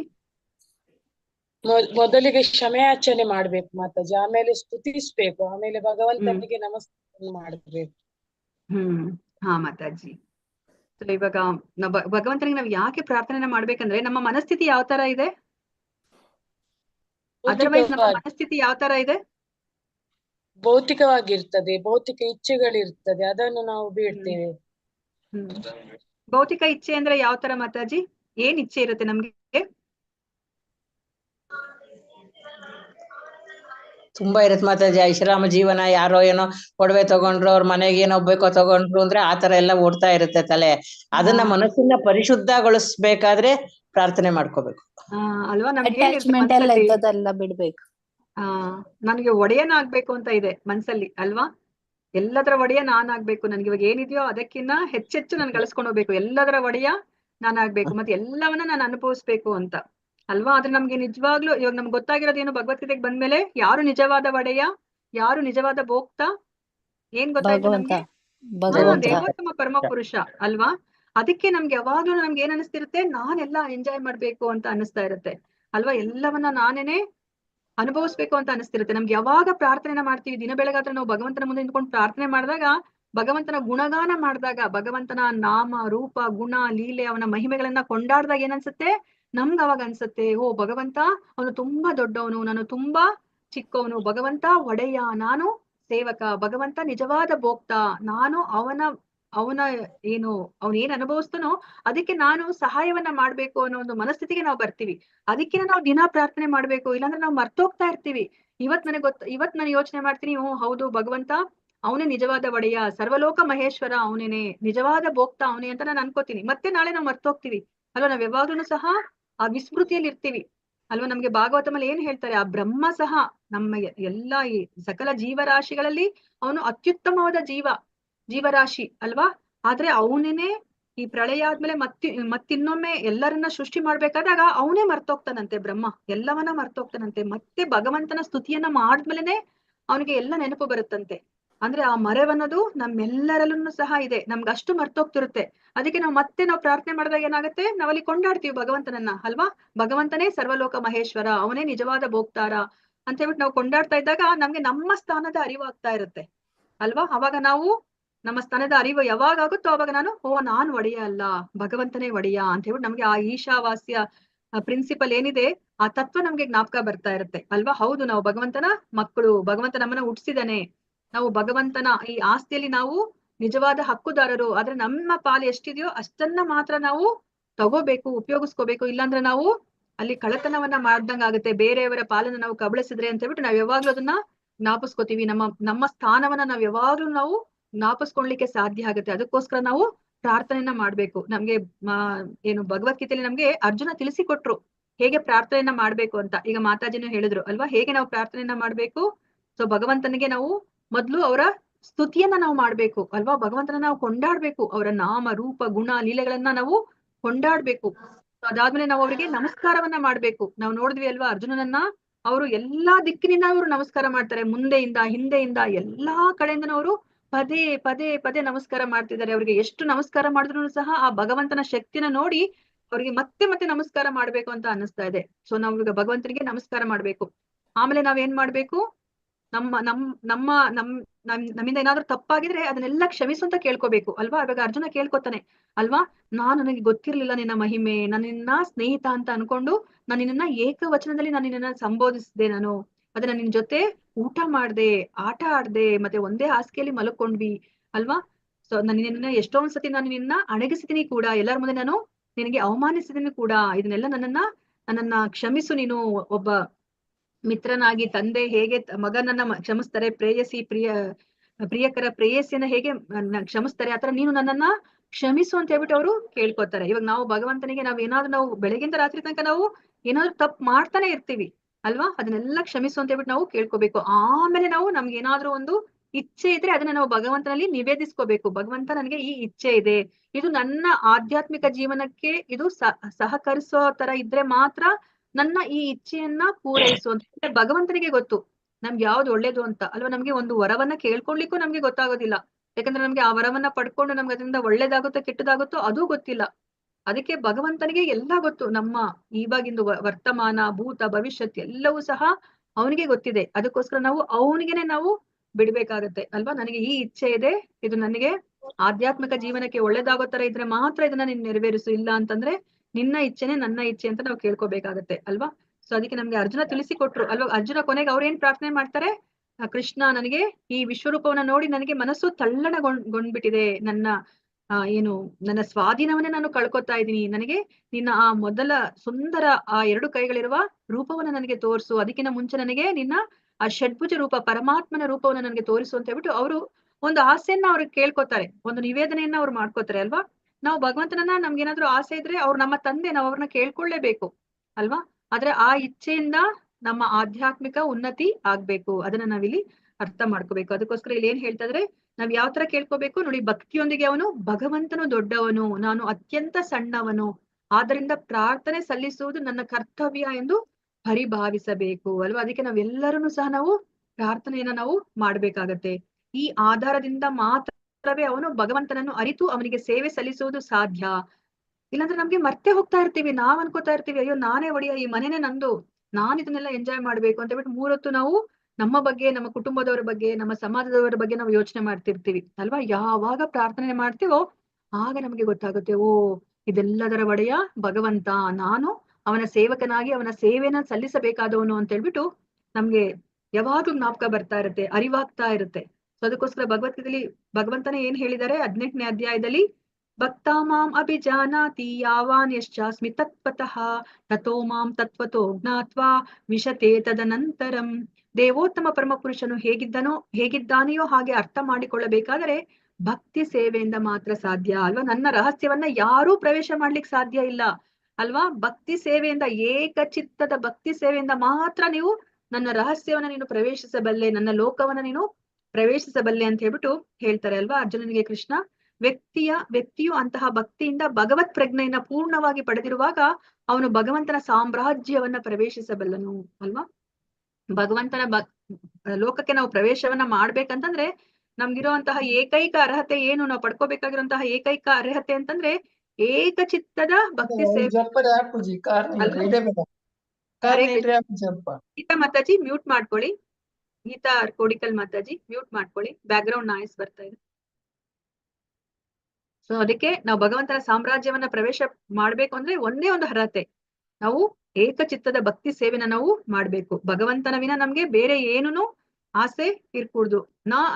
ಅನನ್ಯ ಭಕ್ತಿಯಿಂದ ಮಾತ್ರ ನಾವು ಭಗವಂತನ ಸಾಮ್ರಾಜ್ಯವನ್ನ ಪ್ರವೇಶಿಸ್ಲಿಕ್ಕೆ ಸಾಧ್ಯ ಅಂತ ಹೇಳ್ತಾ ಇದ್ದಾರೆ. ಹೀಗೆ ಪ್ರಹ್ಲಾದನು ತನ್ನ ಭೌತಿಕ ಸ್ಥಾನಮಾನವನ್ನು ಪರಿಗಣಿಸದೆ ಭಗವಂತನನ್ನು ಅತ್ಯುತ್ತಮವಾದ ರೀತಿಯಲ್ಲಿ ಸ್ತುತಿಸಲು ನಿರ್ಧರಿಸಿದನು. ನೋಡಿ, ಅವನಿಗೆ ಅರ್ಥ ಆಗತ್ತೆ ಅಲ್ವಾ, ಆ ಭಗವಂತನ ಅನುಗ್ರಹದಿಂದನೇ ಅವನಿಗೆ ಅರ್ಥ ಆಗತ್ತೆ.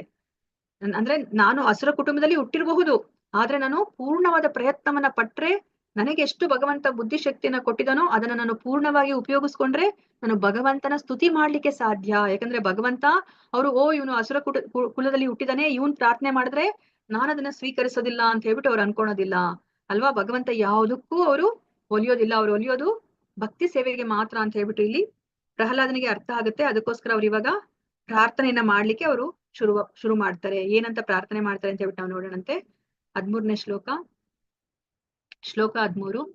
ಸರ್ವೇ ಹಮಿ ವಿಧಿಕರಾಸ್ತವ ಸತ್ವಧಾಮ್ನೋ ಬ್ರಹ್ಮಾದಯೋ ವಯಮಿವೇಶ ನಾಚೋ ದ್ವಿಜಂತಃ ಕ್ಷೇಮಾಯ ಭೂತಾಯ ಹುತಾತ್ಮ ಸುಖಾಯ ಚಾಸ್ಯ ವಿಕ್ರೀಡಿತಂ ಭಗವತೋ ರುಚಿರಾವತಾರೈಃ.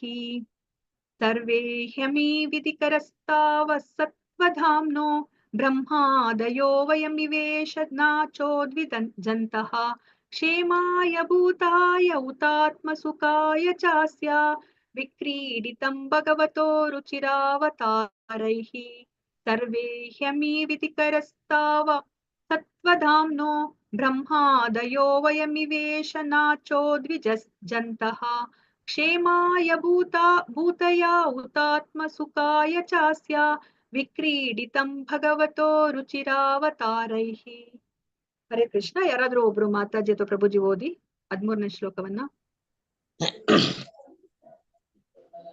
ಮಾತಾಜಿ ಯಾರು ಇಲ್ಲ ಅಂದ್ರೆ ನಾನು ಓದ್ತೀನಿ. ಯಾರು ಕೃಷ್ಣ ಇಲ್ವಾ? ಮಾತಾಜಿ. ಹರೇ ಕೃಷ್ಣ. ಹರೇ ಕೃಷ್ಣ ಮಾತಾಜಿ, ನಾನು ಓದಿ ಮಾತಾಜಿ.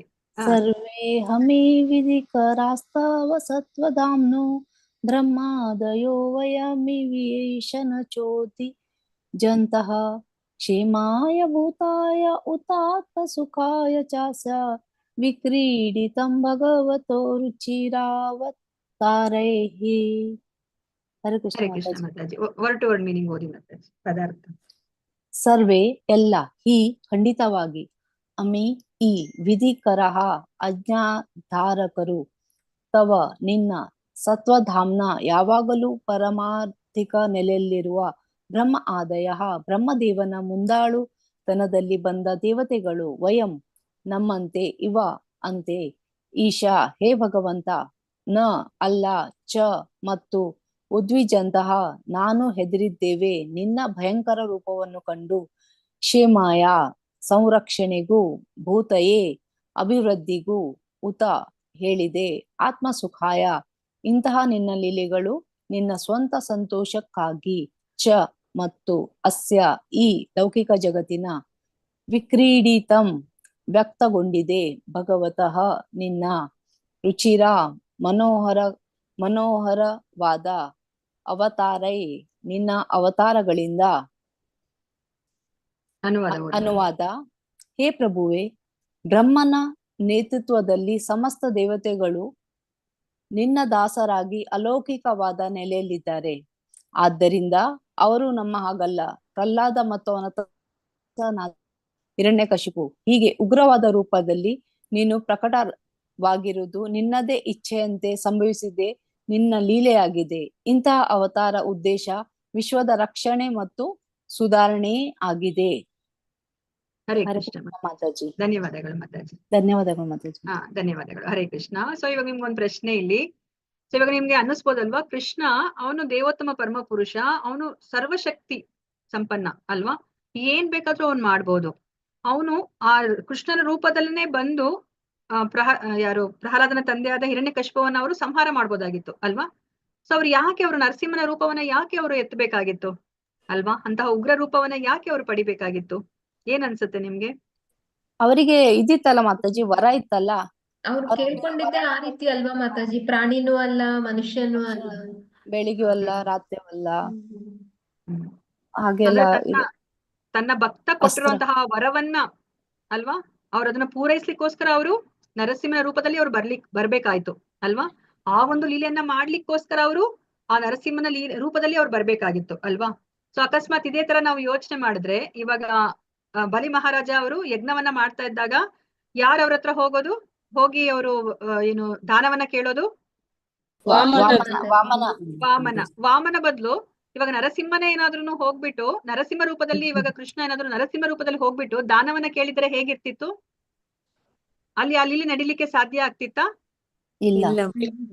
ಇಲ್ಲ ಅಲ್ವಾ. ಆ ಒಂದು ಲೀಲೆನ ನಡೆಸ್ಲಿಕ್ಕೆ ಹೇಗೆ ಯಾವ ಒಂದು ರೂಪ ಬೇಕೋ ಆ ರೂಪದಲ್ಲಿ ಭಗವಂತ ಅಲ್ಲಿ ಪ್ರಕಟಗೊಳ್ತಾ ಇದ್ರು ಅಲ್ವಾ. ಇಲ್ಲಾಂದ್ರೆ ಯೂಶಲಿ ಹಂಗೆ ತಾನೇ ಕೇಳೋದು, ನಿಮ್ಮ ಕೃಷ್ಣ ಸರ್ವಶಕ್ತಿಶಾಲಿ, ಯಾಕೆ ಅವನು ಅಷ್ಟೆಲ್ಲ ರೂಪದಲ್ಲಿ ಅವನು ಅವತಾರ ಮಾಡ್ಬೇಕಾಗಿತ್ತು, ಆ ಕೃಷ್ಣನ ರೂಪದಲ್ಲಿ ಎಲ್ಲಾ ಕೆಲಸ ಮಾಡ್ಬೋದಾಗಿತ್ತಲ್ಲ ಅಂತ ಹೇಳ್ತಾರೆ ಅಲ್ವಾ. ಸೊ ಅದಕ್ಕೆ ನಾವು ಇದನ್ನ ಈ ರೀತಿಯಿಂದ ಮಾತ್ರ ನಾವು ಅರ್ಥ ಮಾಡ್ಕೊಳ್ಲಿಕ್ಕೆ ಸಾಧ್ಯ. ನೋಡಿ, ಬ್ರಹ್ಮ ಅವರು ಕೃಷ್ಣನ ಪರಮ ಭಕ್ತ ಅಲ್ವಾ. ನೋಡಿ, ಬ್ರಹ್ಮ ಕೊಟ್ಟಿರೋ ಮಾತನ್ನ ಉಳಿಸ್ಲಿಕ್ಕೆ ಅವರು ಈ ರೂಪದಲ್ಲಿ ಬರೋ ತರ ಆಯ್ತು ಅಲ್ವಾ. ಅದಕ್ಕೆ ಇಲ್ಲಿ ಹೇಳ್ತಿದ್ರೆ ವಿಶ್ವದ ರಕ್ಷಣೆ ಮತ್ತೆ ಸುಧಾರಣೆಗೋಸ್ಕರ ಭಗವಂತ ಅವರು ಅವತಾರ ಒಂದು ತಾಳ್ತಾರೆ. ನಮ್ಗೆ ಭಗವದ್ಗೀತೆಯಲ್ಲಿ ಕೃಷ್ಣ 4ನೇ ಅಧ್ಯಾಯದಲ್ಲಿ ಏನ್ ಹೇಳಿದ್ರು, ಅವ್ರು ಯಾಕೆ ಅವರು ಅವತಾರದಲ್ಲಿ ಬರ್ತಾರೆ, ಅನೇಕ ಅವತಾರದಲ್ಲಿ ಅವರು ಬರ್ತಾರೆ ಅಲ್ವಾ. ಯಾಕೆ ಬರ್ತಾರೆ ಅಂತ ಹೇಳಿದ್ರು? ಏನಕ್ಕೆ ಬರ್ತಾರೆ? ಕೊಡಲು, ಭಕ್ತರಿಗೆ ಆನಂದ, ಭಕ್ತರ ರಕ್ಷಣೆ ಹಾಗೂ ದುಷ್ಟರಿಗೆ ಶಿಕ್ಷೆ. ಪರಿತ್ರಾಣಾಯ ಸಾಧುನಾಂ ವಿನಾಶಾಯ ದುಷ್ಕೃತಾಂ ಧರ್ಮ ಸಂಸ್ಥಾಪನಾರ್ಥಾಯ ಸಂಭವಾಮಿ ಯುಗೆ ಯುಗೆ. ಸೊ ಲೆವೆಲ್ 1 ಅಲ್ಲಿ ನಾವೇನ್ ತಿಳ್ಕೊಂಡ್ವಿ? 3 ಕಾರಣಗಳಿಗೋಸ್ಕರ ಕೃಷ್ಣ ಬರ್ತಾರೆ. ಯಾವ್ಯಾವ ಕಾರಣ? ತನ್ನ ಭಕ್ತರನ್ನ ರಕ್ಷಣೆ ಮಾಡ್ಲಿಕ್ಕೆ, ದುಷ್ಟರನ್ನ ನಾಶ ಮಾಡ್ಲಿಕ್ಕೆ ಮತ್ತೆ ಧರ್ಮ ಸಂಸ್ಥಾಪನೆಗೋಸ್ಕರ ಬರ್ತಾರೆ. ಆದ್ರೆ ಆಚಾರ್ಯರು ಏನ್ ಹೇಳ್ತಾರೆ, ಈ 3 ಮಾಡ್ಲಿಕ್ಕೆ ಭಗವಂತನೇ ಬರೋ ಅವಶ್ಯಕತೆ ಇರ್ಲಿಲ್ಲ. ಅವರು ತನ್ನ ಸೇವಕರನ್ನ ಕಳಿಸ್ಬೋದಾಗಿತ್ತು, ಗುರುಗಳನ್ನ ಕಳಿಸ್ಬೋದಾಗಿತ್ತು, ದೂತರನ್ನ ಕಳಿಸ್ಬೋದಾಗಿತ್ತು, ಅವರೇ ಬರೋ ಒಂದು ಅವಶ್ಯಕತೆ ಇರ್ಲಿಲ್ಲ. ಆದ್ರೆ ಭಗವಂತ ಯಾಕೆ ಬರ್ತಾನೆ? What is the internal reason? ಅಂತರಂಗ ಏನು ಕಾರಣ ಏನು? ಭಕ್ತರಿಗೆ ಸಂತೋಷವನ್ನ ಕೊಡ್ಲಿಕ್ಕೆ ಅಲ್ವಾ. ಇವಾಗ ನಿಮ್ ಮನೆಗೆ ಯಾರಾದ್ರೂ ಒಬ್ರು ಗೆಸ್ಟ್ ಬರ್ಬೇಕಾಗತ್ತೆ, ನೀವು ಅವ್ರನ್ನ ನಿರೀಕ್ಷಣೆ ಮಾಡ್ತಾ ಇರ್ತೀರಾ. ಅವ್ರ ಬದಲು ಇನ್ಯಾರನ್ನೋ ಕಳ್ಸಿದ್ರೆ, ಅವ್ರ ಮನೆ ಕೆಲಸದವ್ರನ್ನ ಅಥವಾ ಇನ್ಯಾರನ್ನೋ ಕಳಿಸಿದ್ರೆ ನಿಮ್ಗೆ ಏನ್ ಅನ್ಸುತ್ತೆ? ತುಂಬಾ ಸಂತೋಷ ಆಗತ್ತಾ? ಇಲ್ಲ ಮಾತಾಜಿ.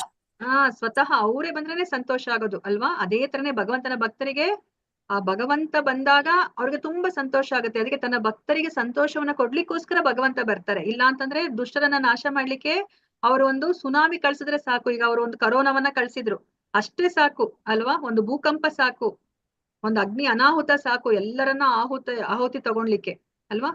ತನ್ನ ಭಕ್ತರಿಗೆ ಸಂತೋಷವನ್ನ ಕೊಡ್ಲಿಕ್ಕೆನೆ ಕೃಷ್ಣ ಬರೋದು. ಸೊ ಇವಾಗ ನೋಡೋಣಂತೆ ಇಲ್ಲಿ ಭಾವಾರ್ಥದಲ್ಲಿ ಏನ್ ಹೇಳ್ತಾರೆ ಅಂತ ಹೇಳ್ಬಿಟ್ಟು. ಸೊ ಇಲ್ಲಿ ಈ ಅನುವಾದದಲ್ಲಿ ಏನ್ ಹೇಳಿದ್ರು, ಬ್ರಹ್ಮನ ನೇತೃತ್ವದಲ್ಲಿ ಸಮಸ್ತ ದೇವತೆಗಳು. ಅದಕ್ಕೆ ನಮ್ಮ ಒಡೆಯ ಯಾರಿರ್ತಾರೆ, ನಮ್ಮ ಬಾಸ್ ಯಾರಿರ್ತಾರೆ, ಅವರು ಒಂದು ಸನ್ಮಾರ್ಗದಲ್ಲಿ ನಡೀತಾ ಇರ್ಬೇಕು. ಆಗ ಅವ್ರು ಏನ್ ಮಾಡ್ತಾರೆ, ತನ್ನೆಲ್ಲ ಪ್ರಜೆಗಳನ್ನ ಅಥವಾ ತನ್ನ ಕೆಳಗಡೆ ಇರುವಂತವ್ರನ್ನೆಲ್ಲರನ್ನು ಸಹ ಅವರು ಸರಿಯಾದ ಮಾರ್ಗದರ್ಶನವನ್ನ ಅವ್ರು ಕೊಡ್ತಾ ಇರ್ತಾರೆ ಅಲ್ವಾ. ಅದಕ್ಕೇನೆ ಕೃಷ್ಣನ ಆಸೆ ಏನಾಗಿತ್ತು, ಯಾಕೆ ಅವರು ಅಂತ ಘನಘೋರವಾದ ಆ ಕುರುಕ್ಷೇತ್ರ ಯುದ್ಧ ನಡೆಯೋ ತರ ಮಾಡಿದ್ರು ಅಲ್ವಾ. ಯುಧಿಷ್ಠಿರ ಮಹಾರಾಜನಂತವರು ರಾಜನಾಗ್ಲಿ, ಯುಧಿಷ್ಠಿರ ಮಹಾರಾಜನಂತವ್ರು ರಾಜನಾದ್ರೆ ಅವ್ರು ಏನ್ ಮಾಡ್ತಾರೆ, ತನ್ನೆಲ್ಲ ಪ್ರಜೆಗಳನ್ನ ಅವರು ಭಕ್ತರನ್ನಾಗಿ ಮಾಡ್ತಾರೆ. ಭಕ್ತರನ್ನಾಗಿ ಮಾಡಿದ್ರೆ ಏನಾಗುತ್ತೆ, ಅವ್ರಿಗೆ ಅವರ ಮಾನವ ಜನ್ಮವೇ ಸಾರ್ಥಕತೆಯನ್ನ ಕಂಡ್ಕೊಳುತ್ತೆ ಅಲ್ವಾ. ಅವರು ಭಗವಂತನ ಲೋಕಕ್ಕೆ ಹೋಗುವಂತಹ ಒಂದು ಮಾರ್ಗದರ್ಶನವನ್ನ ಅವರು ಪಡಿತಾರೆ ಯುಧಿಷ್ಠಿರ ಮಹಾರಾಜನ ನೇತೃತ್ವದಲ್ಲಿ ಅಂತಾನೆ ಕೃಷ್ಣ ದುರ್ಯೋಧನನ್ನ ಸಂಹಾರ ಮಾಡಿ, ಕೌರವರನ್ನ ಸಂಹಾರ ಮಾಡಿಸಿ, ಅವರು ಧರ್ಮರಾಜನನ್ನ ರಾಜನನ್ನಾಗಿ ಮಾಡೋದು ಅಲ್ವಾ. ಸೊ ಅದು ಭಗವಂತನ ಉದ್ದೇಶ. ಅದಕ್ಕೆ ನೋಡಿ ಇಲ್ಲಿ ಬ್ರಹ್ಮನ ನೇತೃತ್ವದಲ್ಲಿ ಸಮಸ್ತ ದೇವತೆಗಳು ಯಾವ ತರ ಇದ್ದಾರೆ, ಅವರು ಭಗವಂತನ ದಾಸರಾಗಿದ್ದಾರೆ. ಅವ್ರಿಗೆ ಗೊತ್ತಿದೆ ಅಲ್ವಾ, ಅವ್ರು ಇವಾಗ ಎಂತೆಂತಹ ಒಂದು ಪೋಸ್ಟ್ ಅಲ್ಲಿ ಇದ್ರೂನು ಸಹ ವರುಣ, ಇಂದ್ರ, ಅಗ್ನಿ ಅವರೆಲ್ಲ ಎಂತೆಂತ ಪೋಸ್ಟ್ ಅಲ್ಲಿ ಇದ್ದಾರೆ ಅಲ್ವಾ. ಇವಾಗ ಒಂದು ಸತಿ ಗಾಳಿ ಬಂದ್ರೇನೆ ನಾವು ಎಷ್ಟು ನಮ್ಗೆ ಭಯ ಭೀತರಾಗ್ಬಿಡ್ತೀವಿ ಅಲ್ವಾ. ಒಂದು ಸುನಾಮಿ ಬಂದ್ರೆ ನಾವು ಭಯಭೀತರಾಗ್ತೀವಿ. ನೋಡಿ ವರುಣ, ಅಗ್ನಿ, ಇಂದ್ರ ಅವರೆಲ್ಲರೂ ಸಹ ಅಂತಹ ಶಕ್ತಿಶಾಲಿಗಳು. ಆದ್ರೆ ಅವ್ರಿಗೆ ತಮ್ಮ ಸ್ಥಾನದ ಅರಿವು ಅವ್ರಿಗೆಲ್ಲ ಚೆನ್ನಾಗಿ ಗೊತ್ತಿದೆ. ಅವ್ರಿಗೆ ಗೊತ್ತಿದೆ ನಾವು ದಾಸರು ಅಂತ ಹೇಳ್ಬಿಟ್ಟು ಗೊತ್ತಿದೆ. ಯಾಕಂದ್ರೆ ಅವರೆಲ್ಲರೂ ಸಹ ಬ್ರಹ್ಮನ ನೇತೃತ್ವದಲ್ಲಿದ್ದಾರೆ. ಬ್ರಹ್ಮನ ನೇತೃತ್ವದಲ್ಲಿ ಸಮಸ್ತ ದೇವತೆಗಳು ನಿನ್ನ ದಾಸರಾಗಿ ಅಲೌಕಿಕವಾದ ನೆಲೆಯಲ್ಲಿದ್ದಾರೆ. ಆದ್ದರಿಂದ ಅವರು ನಮ್ ತರ ಅಲ್ಲ, ನಾವು ಅಸುರರು ಅಲ್ವಾ. ಪ್ರಹ್ಲಾದ ಮಹಾರಾಜನ ತಂದೆ ಏನ್ ಹೇಳಿದ್ರು, ನೀನ್ ಯಾಕೆ ಹರಿಯ ಸ್ತುತಿಯನ್ನ ಮಾಡ್ತಾ ಇದ್ಯಾ, ನೀನು ಹಿರಣ್ಯ ಕಶುಪಾಯ ನಮಃ ಅಂತ ಹೇಳು, ನಾನು ದೇವರು ಅಂತ ಹೇಳ್ಬಿಟ್ಟು ಅವ್ರ ತಂದೆ ಹೇಳಿದ್ರು ಅಲ್ವಾ. ಅದಕ್ಕೆ ಇಲ್ಲಿ ಹೇಳ್ತಿದ್ರೆ ಇವರೆಲ್ಲ ನಂತರ ಅಲ್ಲ, ಆದ್ದರಿಂದ ಅವರು ನಮ್ಮ ಹಾಗಲ್ಲ. ಪ್ರಹ್ಲಾದ ಮತ್ತು ಅವನ ತಂದೆ ರಾಕ್ಷಸನಾದ ಹಿರಣ್ಯ ಕಶುಪು ತರ ಅಲ್ಲ. ಹೀಗೆ ಉಗ್ರವಾದ ರೂಪದಲ್ಲಿ ನೀನು ಪ್ರಕಟವಾಗಿರುವುದು ನಿನ್ನದೇ ಇಚ್ಛೆಯಂತೆ ಸಂಭವಿಸಿದ ನಿನ್ನ ಲೀಲೆಯಾಗಿದೆ ಅಲ್ವಾ. ಅವ್ರು ಅನ್ಕೋಬಹುದಾಗಿತ್ತು ಏನು, ಅವನು ಏನು ಹಿರಣ್ಯ ಕಶುಪುವನ್ನ ಇವಾಗ ಸಾಯಿಸ್ಬೇಕು, ನನ್ನ ಭಕ್ತನನ್ನ ನಾನು ರಕ್ಷಣೆ ಮಾಡ್ಬೇಕು, ನಾನು ಯಾವ ರೂಪದಲ್ಲಿ ಬಂದ್ರೆ ಏನಂತೆ. ಇವಾಗ ಅವರು ಕೃಷ್ಣನಾಗಿ ಬಂದಿದ್ರು ಸಹ ಅವ್ರಿಗೆ ಹಿರಣ್ಯ ಕಶುಪುವನ್ನ ಸಂಹಾರ ಮಾಡ್ಲಿಕ್ಕೆ ಅವ್ರಿಗೆ ಸಾಧ್ಯತೆ ಇತ್ತು ಅಲ್ವಾ. ಆದ್ರೆ ತನ್ನ ಭಕ್ತನ ಮಾತನ್ನ ಉಳಿಸಿಕೊಡ್ಲಿಕ್ಕೋಸ್ಕರ ಅವರು ಆ ನರಸಿಂಹನ ರೂಪದಲ್ಲಿ ಬರ್ತಾರೆ. ಯಾಕಂದ್ರೆ ಅಂತಹ ವರವನ್ನ ಹಿರಣ್ಯ ಕಶುಪು ಬ್ರಹ್ಮನಿಂದ ಪಡ್ಕೊಂಡಿರ್ತಾರೆ ಅಲ್ವಾ. ಇದು ಭಗವಂತನ ಲೀಲೆ. ಇದು ಇವರ ಭಗವಂತನ ಪ್ರತಿಯೊಂದು ಅವತಾರದ ಉದ್ದೇಶ ಏನು ಅಂತಂದ್ರೆ ಅವ್ರದ್ದು ವಿಶ್ವದ ರಕ್ಷಣೆ ಮತ್ತು ಸುಧಾರಣೆಯೇ ಆಗಿದೆ. ಸೊ ಭಾವಾರ್ಥ ಓದೋಣಂತೆ ಏನ್ ಹೇಳ್ತಿದ್ರೆ ಅಂತ ಹೇಳ್ಬಿಟ್ಟು ಪ್ರಭುಪಾದ ನೋಡಂತೆ. ಶೀಲ ಪ್ರಭುಪಾದರಿಂದ ಭಾವಾರ್ಥ. ಶೀಲ ಪ್ರಭುಪಾದ ಅವರಿಗೆ ಜಯವಾಗಲಿ. ಹರೇ ಕೃಷ್ಣ. ಶ್ರುತಿ ಮಾತಾಜಿ ಓದ್ತೀನಿ ಅಂದ್ರೆ. ಹರೇ ಕೃಷ್ಣ ಮಾತಾಜಿ. ನನ್ನ ತಂದೆಯು ಕುಟುಂಬದ ಇತರ ಸದಸ್ಯರು ದುರಾದೃಷ್ಟಶಾಲಿಗಳು, ಏಕೆಂದರೆ ಅವರೆಲ್ಲ ಆಸುರಿ ಪ್ರವೃತ್ತಿಯವರು. ಭಗವಂತನ ಭಕ್ತರಾದರೂ ಅವನ ಆದೇಶವನ್ನು ಪಾಲಿಸಲು ಸದಾ ಸಿದ್ಧರಾಗಿರುವುದರಿಂದ ಸದಾ ಅದೃಷ್ಟಶಾಲಿಗಳು ಎಂದು ಪ್ರಹ್ಲಾದ ಮಹಾರಾಜನು ಸ್ಥಿರಪಡಿಸಲು ಬಯಸಿದನು. ಪರಮಪ್ರಭುವು ವಿವಿಧ ಅವತಾರಗಳನ್ನೆತ್ತಿ ಈ ಭೌತ ಜಗತ್ತಿನಲ್ಲಿ ಕಾಣಿಸಿಕೊಂಡಾಗ ಅವನು 2 ಕಾರ್ಯಗಳನ್ನು ಸಾಧಿಸುತ್ತಾನೆ.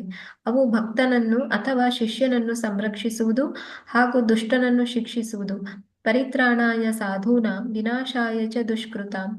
ನೃಸಿಂಹದೇವನು ಅವತರಿಸಿದ್ದೇ ತನ್ನ ಭಕ್ತನ ರಕ್ಷಣೆಗಾಗಿ. ನೃಸಿಂಹದೇವನಂತಹ ಅವತಾರ ಲೀಲೆಗಳು ಭಕ್ತರಿಗೆ ಹೆದರಿಕೆಯನ್ನುಂಟು ಮಾಡುವ ಉದ್ದೇಶದಿಂದ ಘಟಿಸುವುದಲ್ಲ, ಆದರೆ ಬಹು ಸರಳರು, ಸೌಮ್ಯರು, ವಿಧೇಯರು. ಆದ್ದರಿಂದ ಭಕ್ತರು ಭಗವಂತನ ಉಗ್ರ ಅವತಾರವನ್ನು ನೋಡಿ ನಡುಗಬಹುದು.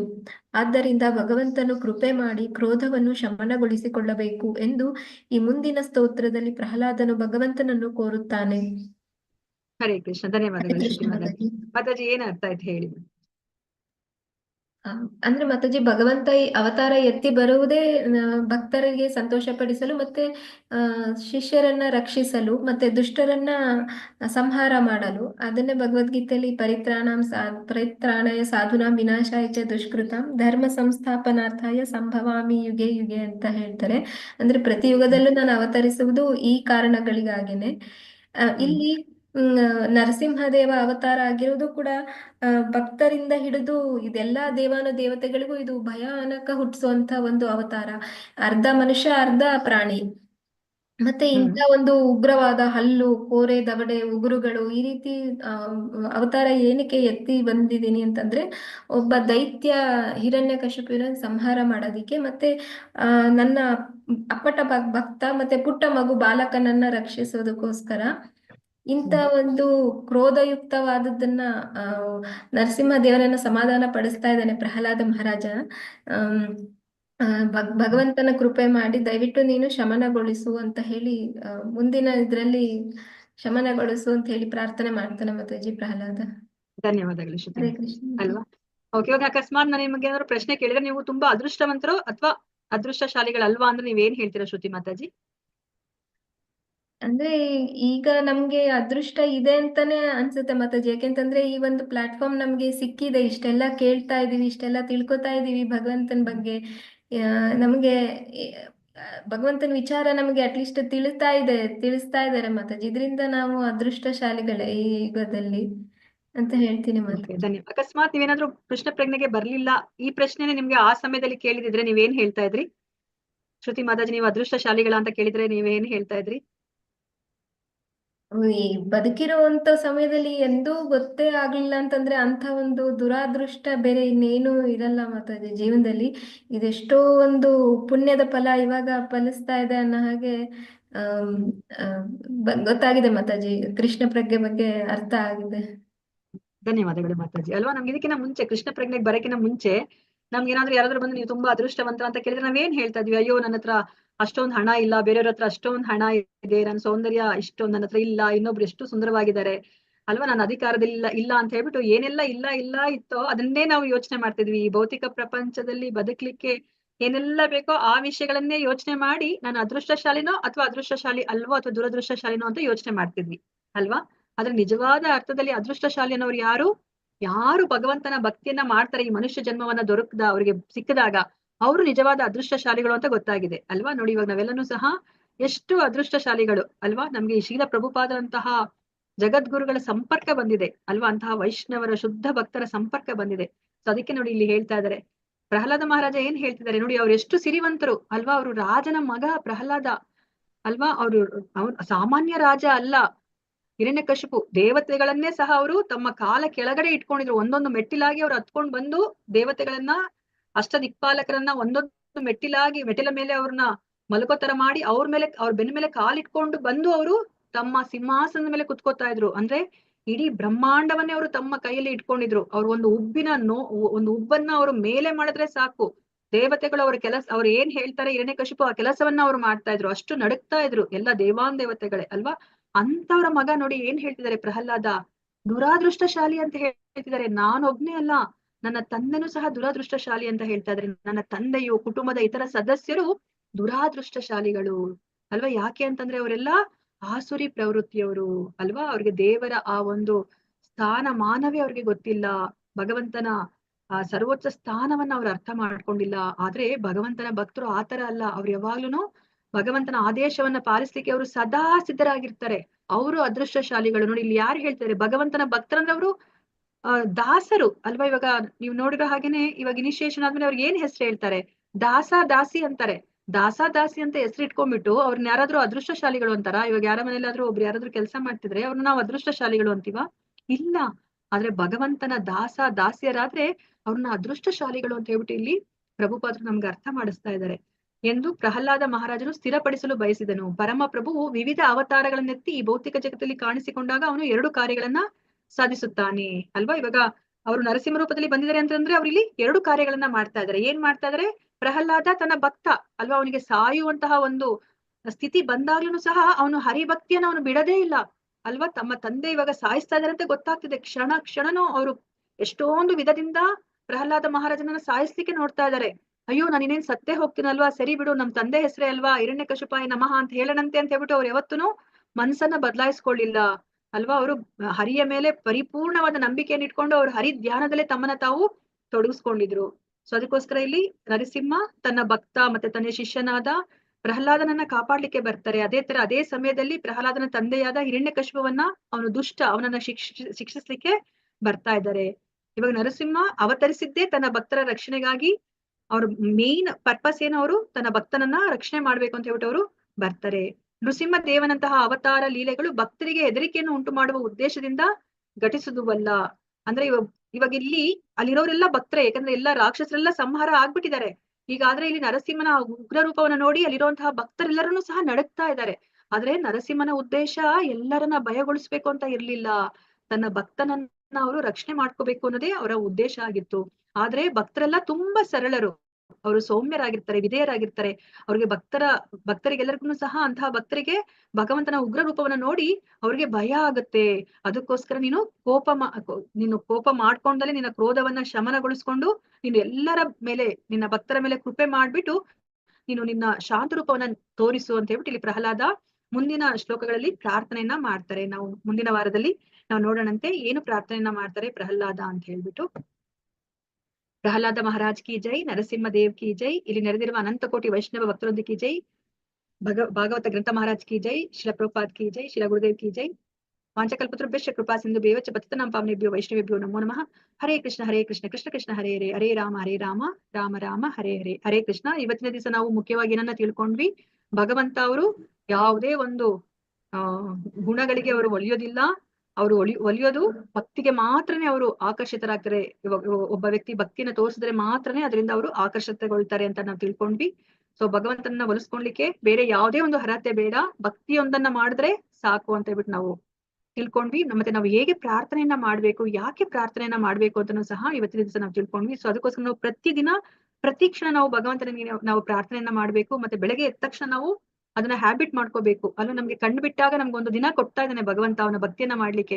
ಅದಕ್ಕೆ thank you Krishna for everything, thank you Krishna for everything ಅಂತ ಹೇಳೋದನ್ನ ನಾವು ಕಲ್ತ್ಕೋಬೇಕಾಗತ್ತೆ. ಪ್ರತಿಯೊಂದಕ್ಕೂ ಸಹ ನಾವು ಭಗವಂತನಿಗೆ ಗ್ರೇಟ್ಫುಲ್ ಆಗ್ಬೇಕು. ಅದಕ್ಕೆ ನಮ್ಗೆ ಏನ್ ಹೇಳ್ತಾರೆ ಇಂಗ್ಲಿಷ್ ಅಲ್ಲಿ ಒಂದು ಅಂದ್ರೆ ಒಂದು ನುಡಿ ಇದೆ, ಏನಂತಂದ್ರೆ ಯಾರು ಗ್ರೇಟ್ಫುಲ್ ಆಗಿರಲ್ವೋ ಅವ್ರು ಗ್ರೇಟ್ ಫೂಲ್ ಅಂತ ಹೇಳ್ತಾರೆ ಅಲ್ವಾ. ನಮ್ಗೆ ಭಗವಂತ ಕೊಟ್ಟಿರೋ ಪ್ರತಿಯೊಂದಕ್ಕೂ ಸಹ ನಾವು ಗ್ರೇಟ್ಫುಲ್ ಆಗಿರ್ಬೇಕು, ಭಗವಂತನಿಗೆ ಥ್ಯಾಂಕ್ಫುಲ್ ಆಗಿರ್ಬೇಕು. ಇಲ್ಲಾಂದ್ರೆ ನಮ್ಮನ್ನ ಫೂಲ್, ನಮ್ಮಂತ ಮೂರ್ಖರು ಯಾರೂ ಇಲ್ಲ ಅಲ್ವಾ. ನಾವು ಕಥೆನೂ ಸಹ ನಾವು ಕೇಳಿದೀವಿ ಅಲ್ವಾ. ಒಬ್ಬ ಭಿಕ್ಷುಕ ಅಯ್ಯೋ ಭಗವಂತನನ್ನ ಹಳಿತಾ ಇರ್ತಾನೆ, ಏನೂ ಕೊಟ್ಟಿಲ್ಲ ಇವನು ನನಗೆ ಭಗವಂತ, ಆತರ ಹುಟ್ಟಿಸ್ಬಿಟ್ಟಿದಾನೆ ಅಂತ. ಆಗ ಒಬ್ಬ ಸಾಧು ಇದನ್ನ ಕೇಳ್ಕೊಂಡು ಅವ್ರು ಏನ್ ಹೇಳ್ತಾರೆ, ಸರಿ ಒಂದ್ ಕೆಲಸ ಮಾಡು, ನಿನ್ನ ಕಣ್ಣುಗಳನ್ನ ಕೊಟ್ಬಿಡು, ನಾನು ನಿನಗೆ 1 ಕೋಟಿ ದುಡ್ಡು ಕೊಡ್ತೀನಿ ಅಂತ ಹೇಳ್ತಾರೆ. ಅದೇ ತರ ಪ್ರತಿಯೊಂದು ಅಂಗಾಂಗಗಳಿಗೂ ಸಹ ಅವರು ನೀನು ಇದನ್ನ ಕೊಟ್ಬಿಡು, ನಾನು ನಿನ್ಗೆ 1 ಕೋಟಿ ಕೊಡ್ತೀನಿ ಅಂತ ಹೇಳ್ತಾರೆ. ಆಗ ಅವನಿಗೆ ಭಿಕ್ಷುಕ ಏನ್ ಮಾಡ್ತಾನೆ, ಪರಾರಿ ಎತ್ಕೊಂಡು ಹೋಗ್ತಾನೆ ಅಲ್ವಾ. ಅವ್ನಿಗೆ ಅರ್ಥ ಆಗುತ್ತೆ ಭಗವಂತ ಇದೆಲ್ಲವನ್ನ ನನಗೆ ಕೊಟ್ಟಿದ್ದಾನೆ, ನಾನು ಅದನ್ನ ಸದ್ಬಳಕೆ ಮಾಡ್ಕೋತಿಲ್ಲ ಅಂತ ಹೇಳ್ಬಿಟ್ಟು ಆ ಭಿಕ್ಷುಕನಿಗೆ ಗೊತ್ತಾಗುತ್ತೆ. ಅದಕ್ಕೆ ನಾವು ಪ್ರತಿಯೊಂದು ಕ್ಷಣದಲ್ಲೂ ನಾವು ಭಗವಂತನ ನಾಮಸ್ಮರಣೆ ಮಾಡ್ತಾ ಇರ್ಬೇಕು.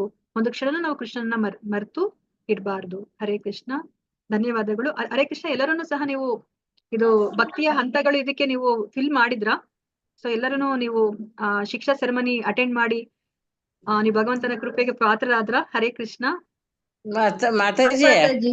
ನಾವು ಕೃಷ್ಣ ಸಾಧಕಾಗಿ ಹಾಕಿದ್ವಿ, ಅವ್ರು ಬೇರೆದಕ್ಕೆ ಹಾಕ್ಬಿಟ್ಟಿದಾರಲ್ಲ. ಹೌದಾ? ಹಾ, ನೀವು ಮಾತಾಜಿಗೆ ಹೇಳ್ಬೇಕಾಗಿತ್ತು ಮಾತಾಜಿ. ಸಂಗೀತಮಯ ಮಾತಾಜಿಗೆ ಫೋನ್ ಮಾಡ್ಬಿಟ್ಟು ಹೇಳಿ, 4:15 ಶುರು ಆಗುತ್ತಲ್ಲ ಅಷ್ಟರಲ್ಲಿ ಅವ್ರು ನಿಮ್ದು ಯಾವ್ದಕ್ ಹಾಕ್ಬೇಕು ಅದಕ್ಕೆ ಹಾಕ್ತಾರೆ. ನೀವು 16 ರೌಂಡ್ ಅಲ್ವಾ, ನೀವು ಭಕ್ತಿ ಶಾಸ್ತ್ರಿ ಅಂದ್ರೆ ನೀವು 16 ರೌಂಡ್ ಮಾಡ್ತಿರ್ತೀರಾ. ಸೊ ನೀವು 16 ರೌಂಡ್ಸ್ ಇದಕ್ಕೆ ಹಾಕಿಸ್ಕೊಡಿ. ಹಾ ಮಾತಾಜಿ, ನೀವು ಫೋನ್ ಮಾಡಿ ಹೇಳಿ ಮಾತಾಜಿ. 12 ಜನ ಎಲ್ಲರೂ ಕೃಷ್ಣ ಸಾಧಕಾಗೆ ಹಾಕಿದ್ವಿ. ಹೌದಾ? ನೀವು ಅದೇ ಸೆಲೆಕ್ಟ್ ಮಾಡಿದಾಗ ನೀವು ತಪ್ಪು ಮಾಡ್ಬಿಟ್ಟಿದೀರಾ ಅನ್ಸುತ್ತೆ. ಹಾಗಾದ್ರೆ ನೀವು ನೆನ್ನೆ ಮಾಡ್ಕೊಂಡ್ರ? ಹಾಗಾದ್ರೆ ನೀವು ಸಂಕಲ್ಪ ಮಾಡ್ಕೊಂಡ್ರ ನಿನ್ನೆ? ಕೃಷ್ಣ ಸಾಧಕ ಅಂತ ಮಾಡ್ಕೊಂಡ್ರ ನೀವು? ಹಾಕಿದ್ವಿ. ಆಯ್ತಾ ಸಂಕಲ್ಪ ಆಯ್ತಾ? ಇಲ್ಲ ಮಾತಾಜಿ, ನಂಗೆ ಅದು ಕನ್ಫ್ಯೂಸ್ ಆಗೋಯ್ತು, ಗೊತ್ತಿಲ್ಲ.